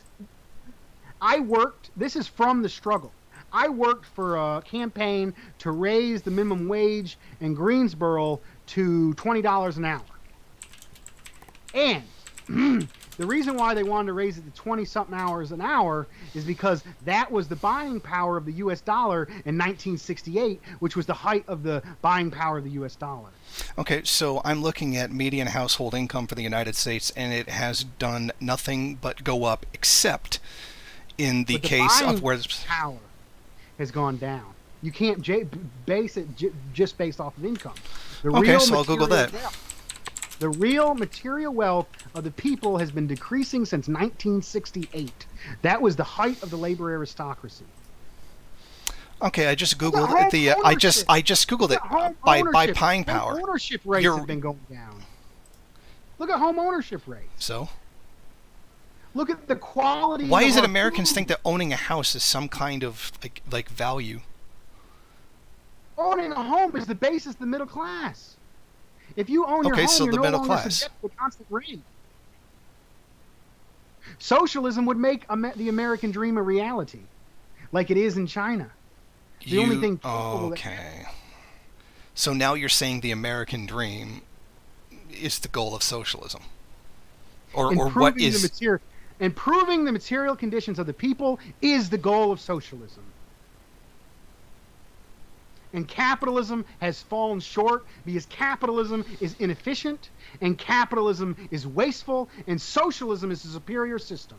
And socialism can plan the economy in a rational way, control the resources produced by the main infrastructure components as well as the natural resources, and organize them in a plan and rational way, in a way that lifts the living conditions of the people and doesn't continue to enrich the few group of monopoly capitalist banking cartels. You think that there's no rich elite in China that are massively profiting off of it?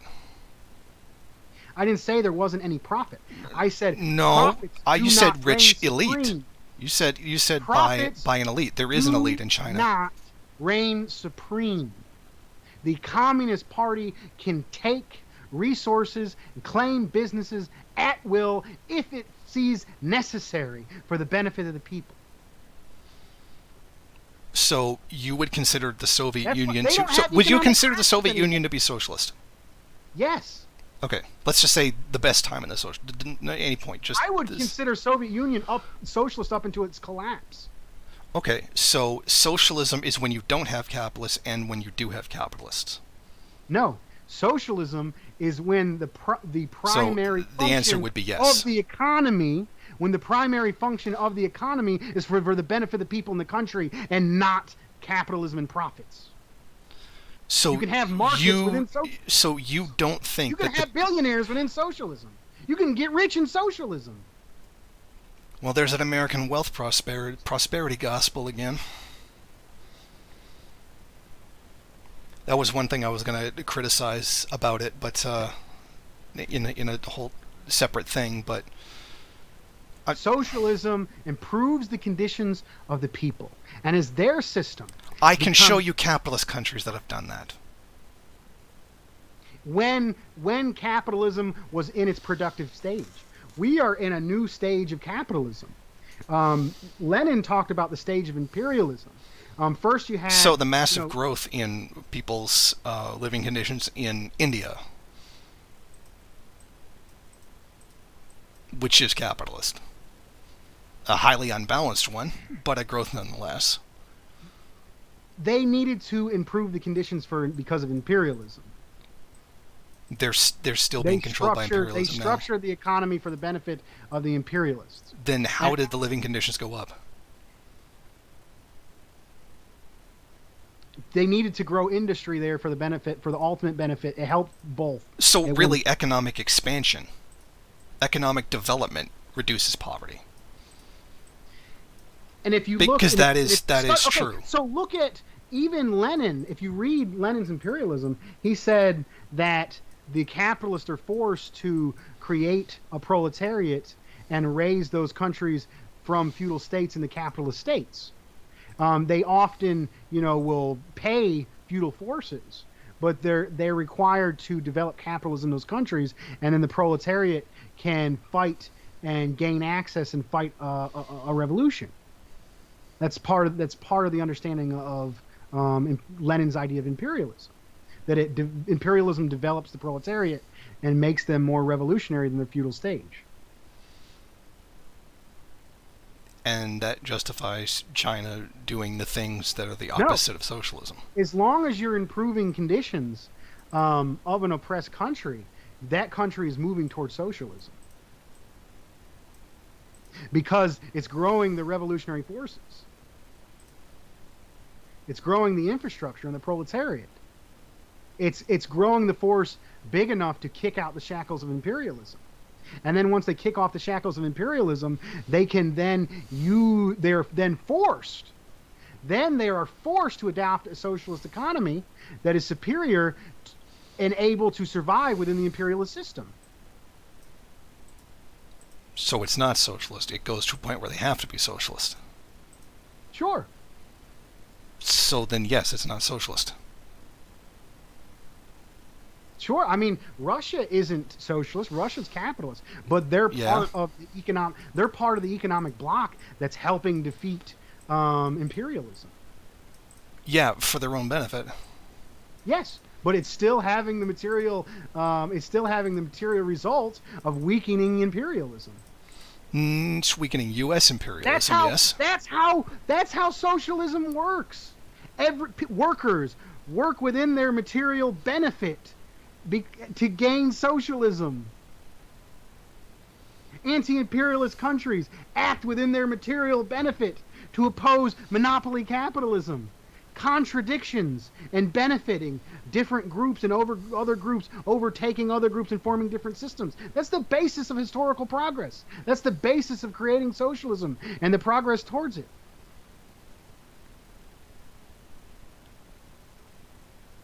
I'm sorry. What is that? Some kind of moral thing where socialism is some kind of moral thing where if we're not all working together, If there's any bit of win-win trade, if there's any bit of, market, then it's not socialist, or I should reject that. Socialism isn't about morals. Socialism is No, about you're playing the Haas system. card here. This isn't anything to do with morals. Socialism is about a superior system overtaking an inferior system because of the material contradictions, because of people and forces working within their material interests. Just as anti-imperialist countries work within their material interests. Russia, working within its material interests, benefits the entire international global proletariat because they are forming a stronger economic political bloc against humanity's main enemy, imperialism led by U.S. imperialism. Okay, yes, but that doesn't make China socialist.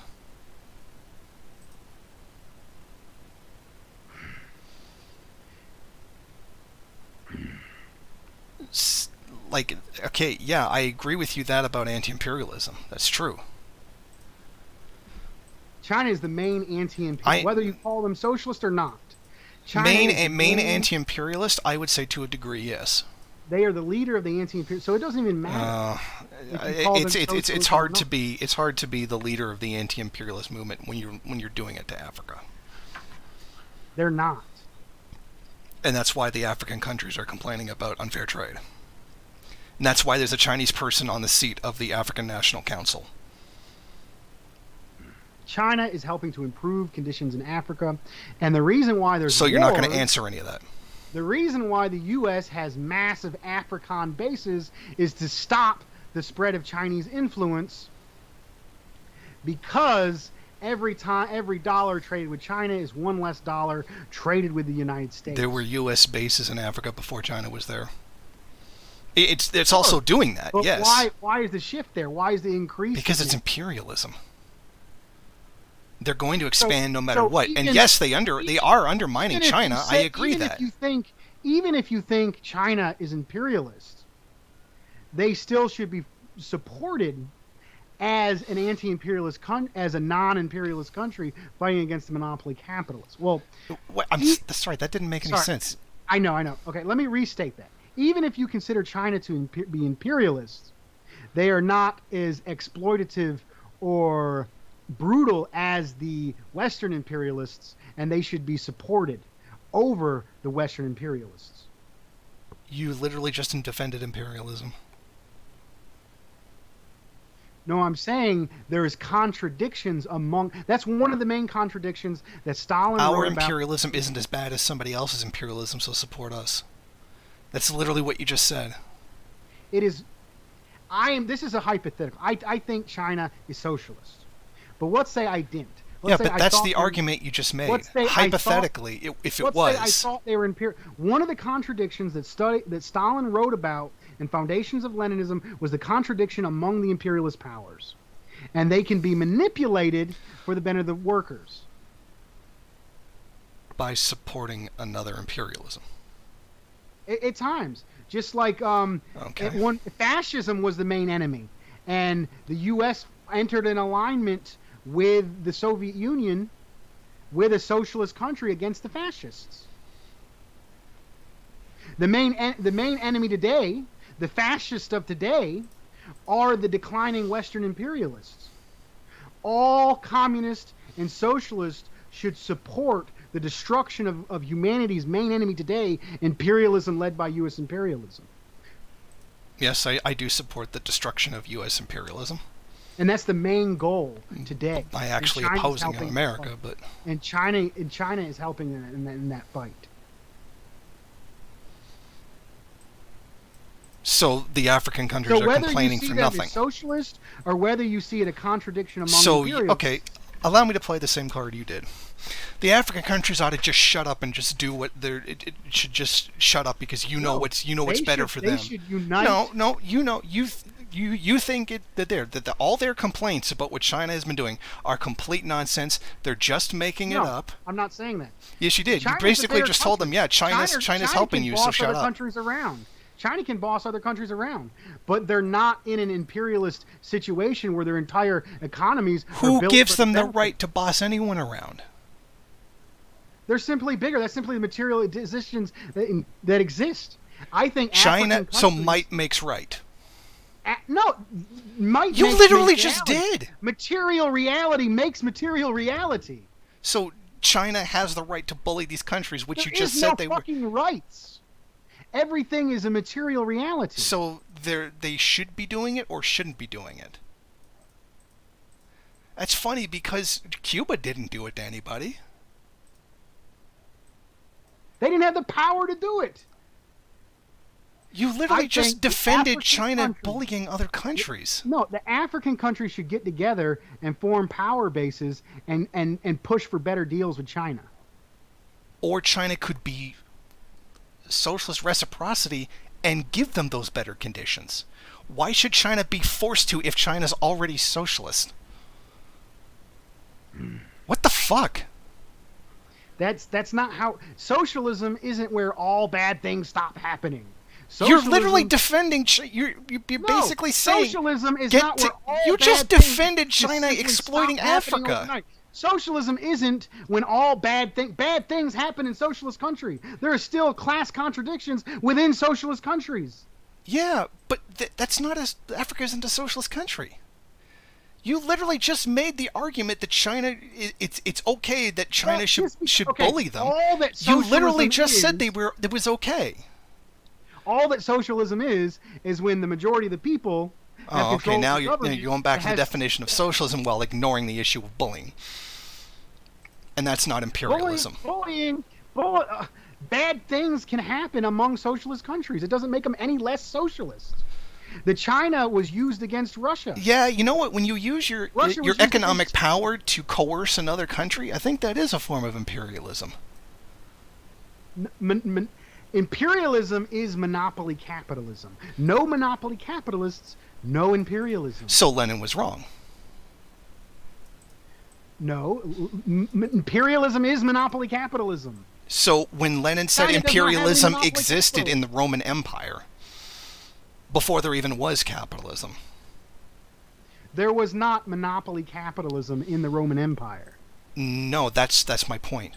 There was still imperialism. He literally referred to Rome as imperialist. I refer to that as colonial empires. Oh, I okay, so reserve you know better the than term Lenin. imperialism. I reserve the term imperialism for the specific Okay, areas so Lenin is it describing. works so long as you redefine imperialism. They were different economic systems. Yeah, and Lenin said they were still imperialist.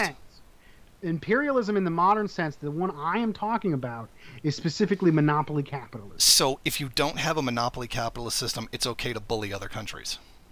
It's not okay, it exists. Yeah, and it shouldn't. Because socialism is not our end of all evils. It is simply a step You know China has a forward. choice, right? They could choose not to bully them. No one's twisting their arm and making them do that. Things exist because of the material conditions that exist. This is you're enforcing. No, morality no. on the material world. Don't even try that. You're going down the Haas route again. You're like this close to saying Calvinist. China could choose not History to do moves it. It forward doesn't force them because to. of How material- is it forcing because them of to material do it? contradictions. How is it forcing them to do it? How is Well, the economic situation forcing China to bully African has countries? been forced to China has been for they tried they tried socialism under Mao. They tried the disaster of the Cultural Revolution, where they had all the peasants out in the field learning theory all day and not actually building the economy. The economy was you shut literally off. don't know what the culture. Yeah, that's called the Great Leap Forward, not the Cultural Revolution. So you're literally claiming Mao didn't even try to do the Great Leap Forward? Because you just said they were The out. Cultural Revolution was an ultra leftist time period that was needlessly violent and destructive when they should have been focusing on building socialism and building the economy. That's what the Great Leap Forward was. No, I said they weren't focusing on building the economy. Yeah, but they were focusing on it during the Great Leap Forward. The And Cultural they- Revolution, the Great Leap Forward are two different things. Yes, I'm saying they didn't do it. They should have been focusing on building the economy, and they didn't. So you're saying they didn't focus on building the economy during the Great Leap Forward? No, I'm saying they didn't in the Cultural Revolution. Okay. When they should have been. When that wasn't the point of the Cultural Revolution. The Cultural Revolution was a wrong ultra-left policy that led to violence. Okay, but you understand my point here. The economic development was for the Great Leap Forward. Yeah, but what I'm getting at, you are coming. Do you support do you think the Cultural Revolution overall was a positive thing? Yes. You were wrong about that, and that has a lot to do. So you're ignoring the Great Leap Forward when the economic thing was focused on. And they had growing pains within their society. Okay, so you criticize the Great Leap. So you criticize the Cultural Revolution for not doing what was actually being done in the Great Leap Forward, and you still criticize the Great Leap Forward. They didn't do it right in the Great Leap Forward. That wasn't the. Okay, you can argue that. You can argue they didn't do it right, and I would agree with you. But it was what was necessary. Yes, but that didn't have to do with the Cultural Revolution. The Cultural Revolution was a needless, ultra-left, violent, destructive time period. And you can think that, but that doesn't have to do with the economic. You criticize them for not. You criticized the Cultural Revolution for not focusing on economic development when that wasn't the point of it. That was what was needed at the time. Of course it was. That's why they did the Great Leap Forward. What I'm getting to, I think the crux of our difference is you are ultra-left. No, okay. Trying to install the crux of the argument is ad hominem. When we need to be scientific socialists, understand the material conditions and build They were doing within the current material conditions. They were doing that during the Great Leap Forward. You can argue unsuccessfully, but that wasn't the point. That wasn't the point. You literally just confused the Great Leap Forward with the Cultural Revolution. That's why you're not answering it. Why did you attack them for doing something they weren't for not doing something they weren't trying to do? Wasn't focusing on what it needed to be doing. Which the focus should always be expanding the productive forces. That is the basis and the purpose of socialism, is to expand the productive forces, because that's how we get to that's how we get to communism. Communism is the absence of scarcity. So you're literally just not going to answer. You just screwed up and referred to the wrong thing by accident. No, I did not. You misinterpreted what I said. I'm not misinterpreting what you're saying. What I said was the problem of the Cultural Revolution was that they took the emphasis off of economic expansion and focused on an imposition of ultra-left moralism that you're also promoting. Ultra-left, again, you go back to the moralism thing. You think that getting rid of feudal ideas is moralism. I think having massive amounts of Red Guards going around the country fighting each other, it's a focus on They weren't ordered to fight each other. No, but they were so chaotic. Red Guards were killing off other Red Guards. Yes, that did happen. But where's this claiming this moralism coming from? Because that doesn't have anything to do with it. They took the emphasis off the material and they changed it to social issues. They tried to make socialism in poverty. And you cannot have socialism in poverty. You can't. Socialism is improving the material conditions on the way to get to socialism. And they went off and they started focusing too much on the cultural aspects of socialism and not the material. And that's exactly what you're doing. That is why you put so much emphasis on white supremacy. That is why you put so much emphasis on... Oh, I'm sorry that fighting white supremacy bothers you. That is why... No, but you're putting more emphasis on superstructure than you are the material basis. I'm talking about national liberation, actually. Of white supremacy. Because it doesn't pander to your white American perception.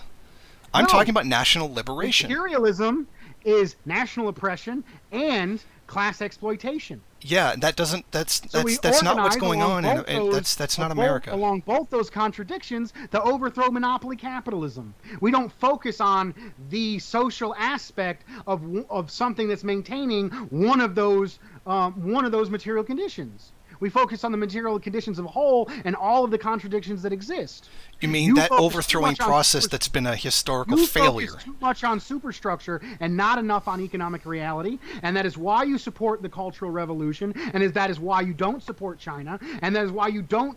And that is why I don't see what that has to do with China. I said I actually do support China. I said that now, and I said that before we went on air. Yes, I do. I don't support everything that they do. But even then, this idea that I only care about social has nothing to do with my criticisms of China. My criticisms of China aren't social, they're economic. You think if China has any bad business deal with another country... No, not bad business deal. Then it's imperialist. When you're exploiting one country or bullying it, to use your words, which you defended. No. So China shouldn't be doing it. Where the entire economic system is based to profit the other country, and they lose national sovereignty. China, when it operates with other country, operates on the basis of win-win trade and respects the sovereignty of other countries. So that sovereignty is being respected by having a Chinese person on the African National Council, which I've brought up 3 times and you've refused to answer. That's the national autonomy you're talking about? China offers better conditions and deals. Okay, so we're going to ignore the woman on the African National Council that's Chinese and is part of dictating what the plan is. That body. Well, first page of a Google search can tell you that. Just because you understand one detail to support... No, it completely refutes your claim of autonomy. So the organization which watches over Africa literally has a Chinese person on it watching out for Chinese interests, and you think that's autonomy. Revolution is a step forward. Okay, so you're going to ignore that. Okay, so it's not really autonomous. You act like everything in a socialist revolution has to be perfect. No, I'm not saying it has to be perfect. You have to, if you're going to say you support national autonomy, you have to actually do it. You can't just wedge one of your own people into the African National Council to watch out for your own interests. That China offers. Oh, see, now again, you're going to ignore it. Just go right to the trade, which you already acknowledged was bullying and was okay. Sorry, James, you're full of it. The current period only helps the United States. It's keeping countries in poverty. It's no longer improving their conditions. You do realize that under IMF loans there is infrastructure, not as great as there would be under China. And then they use those IMF loans to implement austerity boards. And then China uses them to literally steal people's ports. They made a trade. They gave them a certain amount of infrastructure. They took the port. Overall, that country is better than it was before. So you're literally saying because China put up the money for the port, China should be allowed to own another country's only port for trade.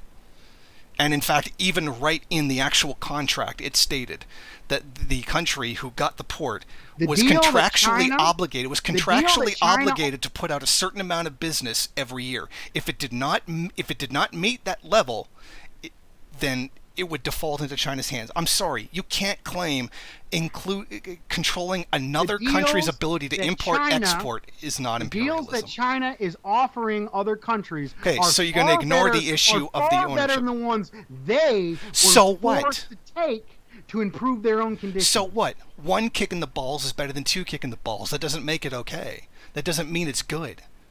That's not how reality works. Reality wasn't work based on your morality. Okay, sorry. Bottom line, you think it's okay for China to take the port away from the country?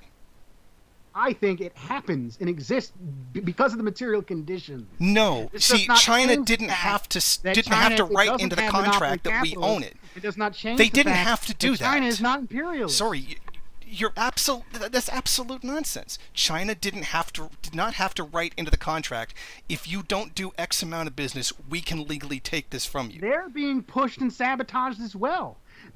So that justifies China doing that. You're making like, the material conditions made them do it. No, they didn't. They wrote the contract that way. I'm sorry, but You you're act, not you getting away act from as if that. people are acting on moral authority. Okay, That every again, you're doing the action Hodge thing. You're people going do, right back to the every moral, action people and you do, are not if addressing. socialism is good and right, if people See, doing the right thing. now you're doing the overacting thing. Socialism Now you're is doing the an overreacting thing advancement in a because you more advanced absolutely system. It's not cannot. the end of all immorality. Again, you're going right back to the moral thing. You cannot, on any reasonable basis, justify China controlling another country's ability to import and export. Oh, well, material conditions, it just happened. Sorry, the material conditions forced me to write into the contract that you had to have to do that. Why does China need to operate in such... why does China need to turn off portions of the internet? Why does China... I wasn't talking about those things. That's their own people. They can make that decision for themselves. But why do they need to do that? So you're going to change it from doing something to themselves to doing something to somebody else. That's not comparable. Why do they need to do that? It's not comparable. Why do they need to do that? It's not comparable. Because of the massive U.S. media machine. That does not justify China stealing someone else's port. They are in a bad situation. You are trying so hard. You are trying so hard to justify China doing that. No, it's not. Doing something to yourself is not the same as doing it to someone else. That happen in the anti-imperialist bloc are primarily the fault of the larger economic imperialist system and not the leaders of those governments. So the leaders of those governments are reacting to the material conditions, and you are imposing. So you're telling me the material conditions forced China to write that into a contract? They are forced. Yes or no? China is acting within its material interests to control the port of another country. Yeah, technically it is. When you do control that port, you're the one who makes money off stuff going in and out. So the ability of a country if China wasn't you under are constant full of sabotage. Because of sabotage, it has to control somebody else's port. Is that literally your argument? China is a force for good in the world today. Okay, so you're going to ignore that. You're going to ignore that. Okay, so you literally will not deal with the issue. China is an ally of the Okay, so yes, you're ignoring it once again. China I'm not familiar with the specific issue, and I cannot address it. Oh, okay. Because it disproves what you're saying. No, because I'm not aware of it. It is true. Well, I'm not aware of it. So are you claiming it doesn't exist? Are you arguing with my overall argument that China is not a benefit to the international proletariat? I'm saying you can't claim it's not imperialist when it's doing that. And you can't claim it's respecting national sovereignty when it has a Chinese woman on the National African Council. Even if you were to call them imperialists. Okay, so literally no. So literally no. Imperialist powers. So the answer is no. Do you think having a Chinese person on the African National Council to watch over Chinese investments is respecting their national autonomy? No, there are instances. Okay, so you're not going to answer.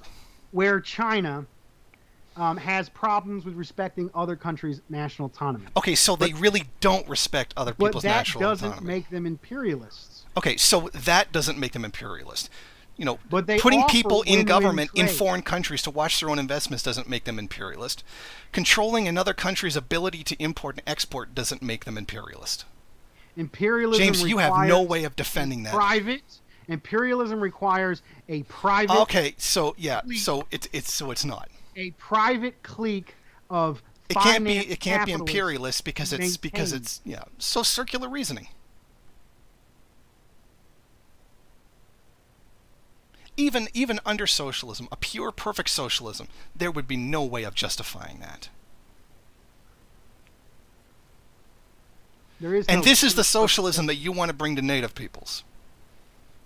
Or black people, where you can have somebody else that arises in the United States from its particular. Okay, so is it acceptable to have a white person from the Communist Party sitting on the national board of indigenous people running their own land to defend interests of those people that have invested in that land? No, I didn't think so, because it wouldn't be. but it's okay when China does it because it's allegedly Even that socialist. would be an improvement than the current conditions. You know, you're literally doing the way you're in a way you're kind of okay, not really. You are literally defending undermining national sovereignty. Yeah, but I'm helping you so it's better. That was literally the logic behind residential You schools. are focusing on morality. No, instead don't of the cry progress of morality. history This on is a material national basis, autonomy. on the material Either you contradictions. have national autonomy or you don't. How is having another country controlling your port national autonomy? How is having representatives to watch for the interests of another country on your thing doing that? Ending imperialism does not end. Again, all so you're aspects of not going to respecting answer the autonomy. question. You're just going to go back to China good.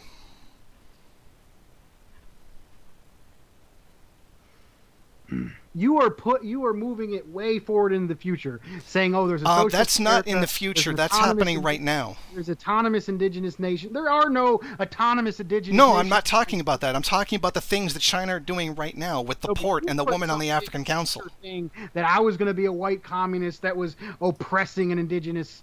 You're undermining national liberation. You're justifying the undermining of national liberation right now by justifying China in those two things. The leaders of the African continent, anti-imperialist countries, see China as an ally. So against the literally, Western no, you're world. not going to answer that. You're going to go off onto something else, China good. You're not going to answer that. You are asking me a question about morality. It's not a question of morality. Not about. No, that's not a question of morality. How is deliberately putting someone in a position who benefits undermining that, supporting that? Sorry, no, it's not. It's not morality. It's actually just common sense. How would that in any way, shape, or form be morality and not basic national autonomy? You're literally defending national autonomy. What are we even arguing anymore? How is I China have to respecting work other for- people's national autonomy, which you claimed that they were, by doing those two things? And the Overall, only thing you've China answered is is, allies oh, well, of- material conditions force them to it, or China good. I think that's something you're misunderstanding. No. A lot of the You blame give put on me a China- reason why lot of China the should be able blame- to do that. Give me a a lot reason. of the blame you put on Maduro is because you do not fully understand the conditions. Okay, now we're changing the subject to Maduro and away from the thing that you couldn't answer. I do not have all the answers. No, I you have- don't have an answer because there's I no have- way you could possibly justify that position. You could not justify what China's that's doing. Morality. Justify. That's more. Oh, you're the one who has to more justify it. morality. You're the one who has to justify it.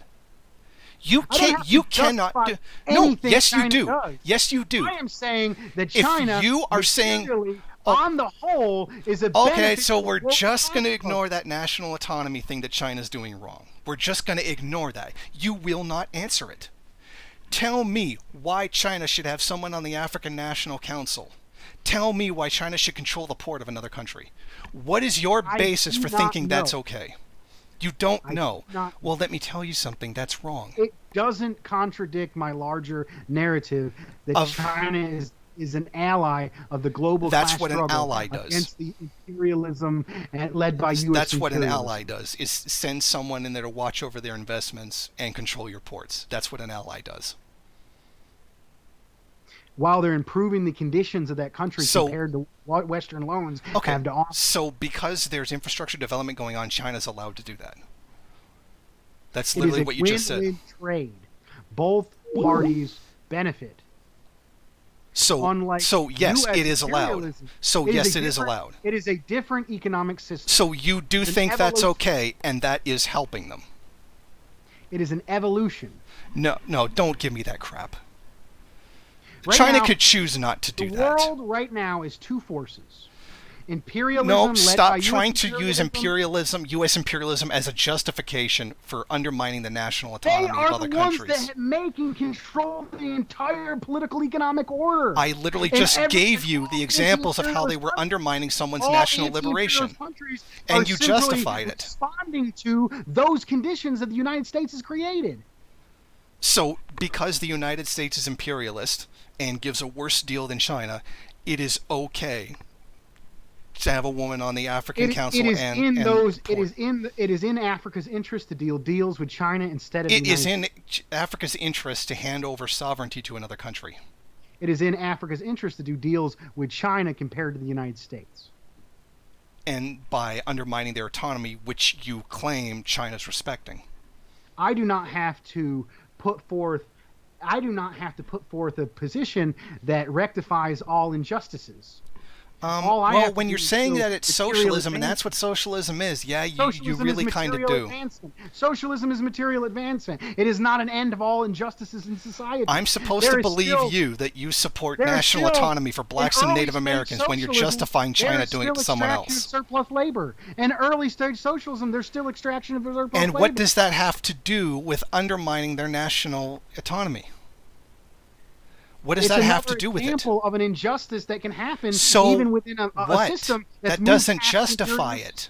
It's no longer the monopoly capitalist imperialist system. That doesn't justify it. More thing. It is a very early stage socialism is when you control another person's ports and their... That may exist within an earlier stage. No, it shouldn't exist at all. That may exist. It does not make that social. You don't get to claim they respect national autonomy and deliberately do those two things to undermine their national autonomy. They respect national autonomy a hell of a lot more than the Western countries. Okay, well, that's not what I asked you. Imperialists. It doesn't respect it at all by doing that. But it benefits both parties involved. It's winning. Bullshit. If I punched out your brother right now, does that mean I respect your family? It improves the material conditions of the people in those countries. So, in other words, it's justified because China's spending money on infrastructure. If you're in such a desperate situation...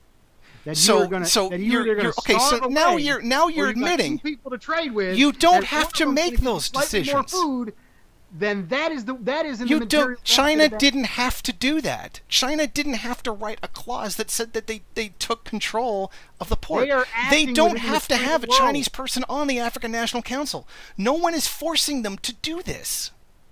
That's something China is choosing to do. You're focusing on morality. Here we go, right back to the crying. Okay, Haas. As it's currently. Yeah. Okay. So it's justifiable to you because if I said I was against that because it undermines national autonomy, it's therefore moralism. This debate You're doing the exact patriotic, same thing that Haas did. Cry moralism to get out of actually answering something. Okay, we're going to have to wrap up because it's getting late after work in the morning. Okay. It's not about where the debate's going. It's just I have... No, I understand. You did say that beforehand that you did have to work tomorrow. How would you like to conclude? Thank you for watching. Can I have can you do a short closing wrap-up statement? I don't really know what to say. If you want to, go ahead. Yes. I would like to read the from Paul Robeson's response to the House on Un-American Activities. Paul Robeson said that he didn't see any, I'm paraphrasing, he did not see any color prejudice in the Soviet Union. Now, I want to add a little bit of context to this.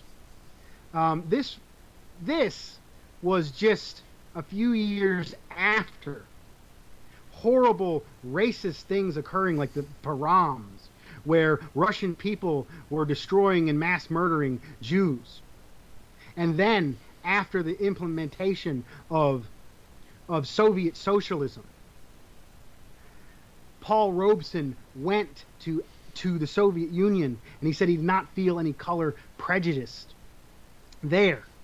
And some of the same people that were involved in, lynching Jews were the same people who joined an organization that destroyed the Nazis and freed Jewish people from concentration camps. This is a way in which the American people can overcome racism. And now I will go on to Paul Robeson's speech. And he asked, well, why? And the fascist of the Un-American Activity Board said, why do you not stay in Russia? Paul Robeson responded, because my father was a slave, and my people died to build this country, and I'm going to stay here, and I'm going to have a part of it just like you, and no fascist-minded people will drive me from it. Is that clear? I'm going to skip a bit, and I'm going to continue. So he says, the fascist says, you were promoting communist cause. Paul Robeson says, I am here because I'm opposing the neo-fascist cause, which I see arising in these committees. You are like the Alien and Sedition Act, and Jefferson could be sitting here. Frederick Douglass could be sitting here. Eugene Debs could be sitting here. And the fascist responds by trying to bait him into giving up a fellow communist. Do you know Ben Davis? And Paul Robeson responds, one of my dearest friends, one of the finest Americans you can imagine, born of a fine family who went to Amherst and was a great man. The answer, the fascist, the answer is yes. Robeson, nothing could make me prouder than to know him. The fascist, answer the question. Paul Robeson, I say that he is as patriotic and American as he can be. And you, gentlemen, belong with the alien seditions. You are the non-patriots. You are the un-Americans, and you ought to be ashamed of ourselves. And this led to the ending of that conversation. Paul Robeson was an anti-imperialist American patriot, and he was forced.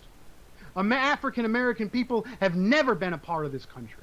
They're an oppressed nation, and they have the right to self-determination.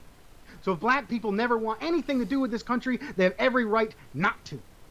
But that it does not mean that we can never have an American patriotism that is anti-imperialist. And Paul Robeson decided that he was going to be, and he wanted a union of an internationalist union of Soviets, of communists to take on the form. He wanted to enjoy the fruits that his ancestors, the country he built, was forced to build up as a slave. And he saw the people as America. And he was an American patriot, and I am carrying on his legacy as an anti-imperialist American patriot. And no manipulation on race where a group of intellectuals and academics is trying to push morality. Did you hear that Navajo Nation, who I know watches this? He just referred to you as academic, intellectual elitist, just so you know. I did not. Yes, you just did. The landback.org is a manipulation of two different struggles. We talked about this before we went on air. I do not support that. Concluding remark. You interrupted my concluding remark. Yeah, because you're lying about my position, just as Caleb Maupin did. There is a decolonial struggle and then a land back thing. Those are two different things. This is a pre-prepared. This is two different things. These are pre-prepared. You just claimed that my position, or that these positions, were those of someone from the bourgeoisie. Your position is less of a threat than my position, and therefore it is in the interests of them to promote and divide the working class and oppressed people by any means necessary to stop building the resistance. And I am carrying on the legacy of William Z. Foster and Paul Robeson as an anti-imperialist American patriot that respects oppressed nations and gives them and respects their right to self-determination. We need to build power along all class and national lines and develop along all of the contradictions within the imperialist system to bring history forward and to overthrow imperialism, bring about socialism. Those are my concluding remarks. You go ahead and respond and we can end. Okay. We are going to decolonize by literally supporting the same country. Okay. The country that does it. Okay, so I guess that's it. I would like to thank you so much for the opportunity. It was a pleasure to meet you, and thank you so much for the positive anti-imperialist spreading of information that you do. I would like to thank you for coming on. I do appreciate the work you do, and I'm glad someone was willing to step up and take this debate. I'm glad. And I'm glad that you were the one that had the integrity to do it. Okay, Good night, everyone. Having said that, good night, Can everyone. Please subscribe if you liked what I had to say. Please Google Dust James. Give me a link to your channel. Just send it to me in Skype, and I'll put it in the description. Okay. Thank you. But yeah, subscribe to his channel. The link will be there in a moment. Good night, everyone. All power to the people.